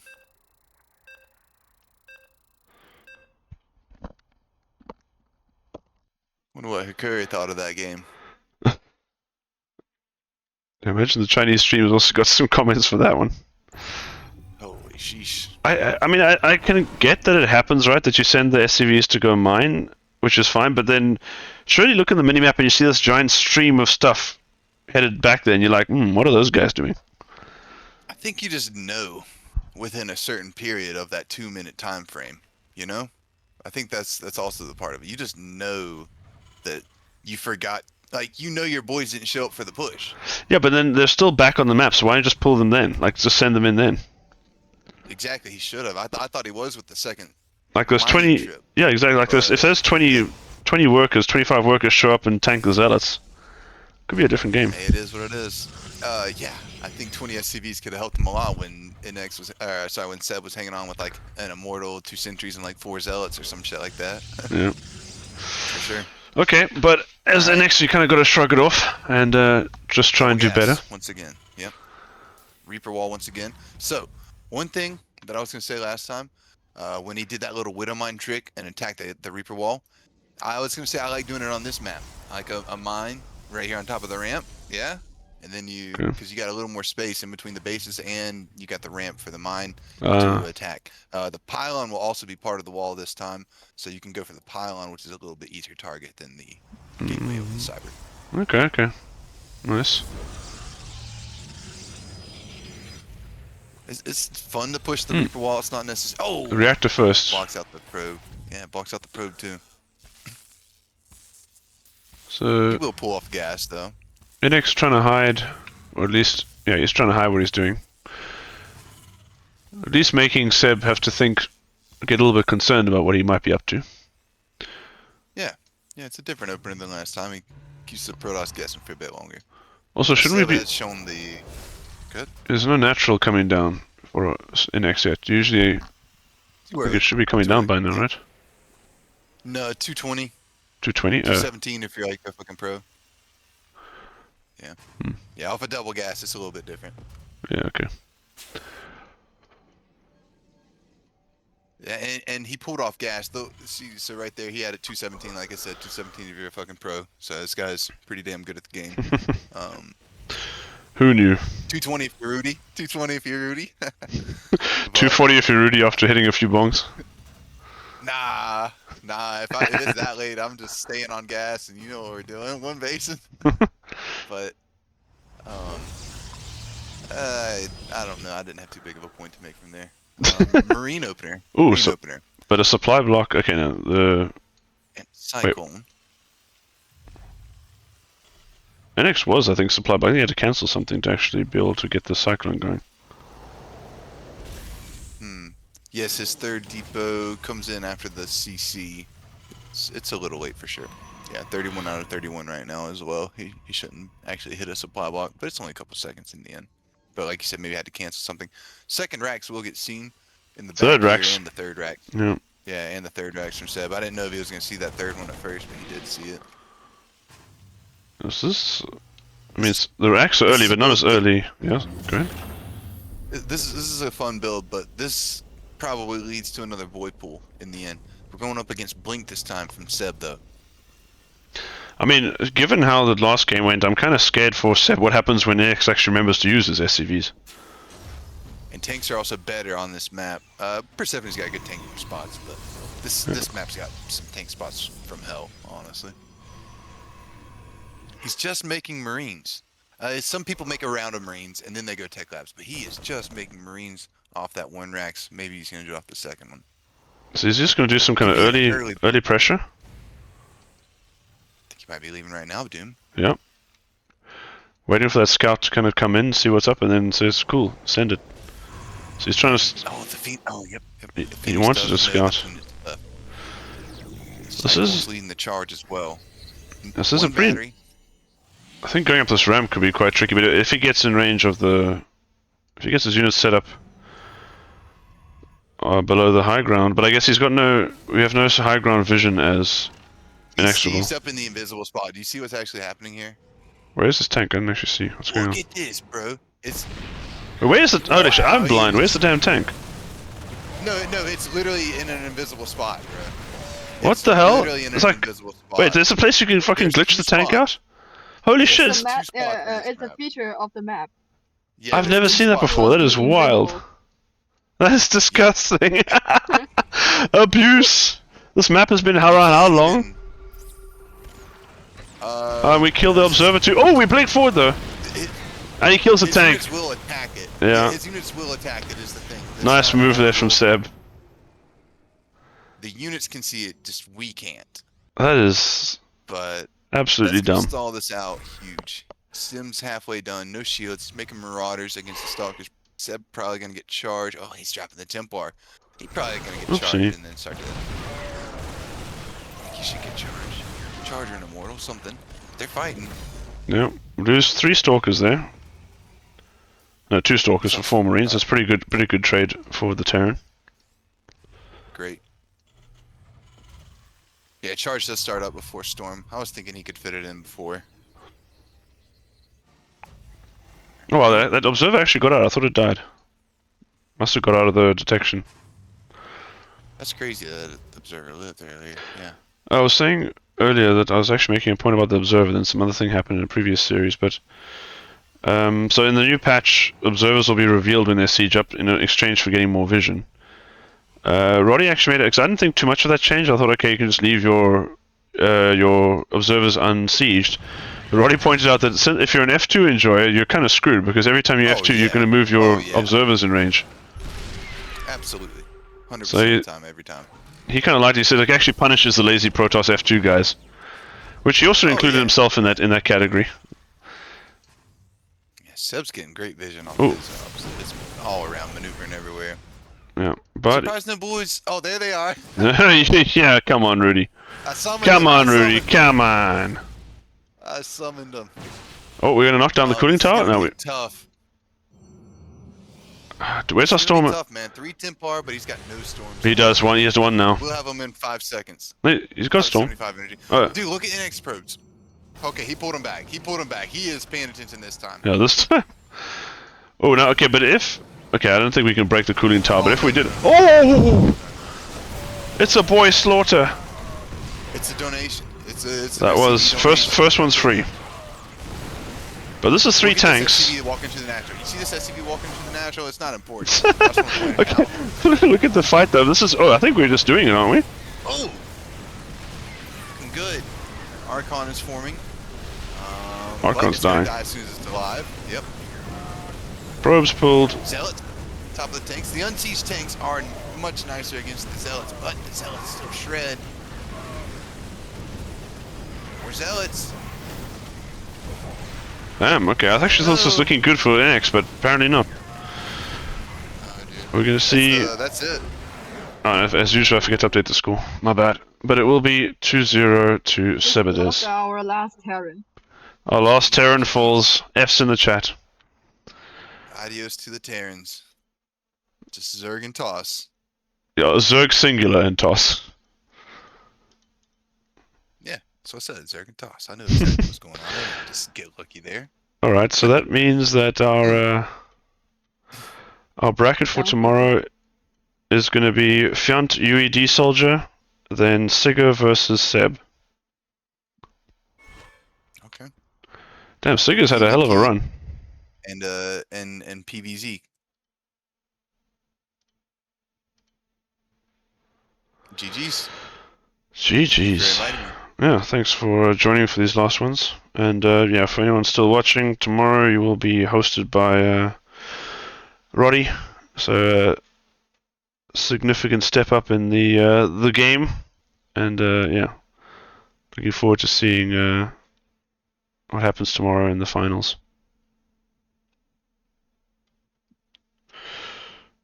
Alright, I think that's going to conclude it for the stream. Yeah, thanks. No, thanks for inviting, Alison. Alright, see you everyone. Have a good evening. See ya. Bye bye. Alright. Stream is down.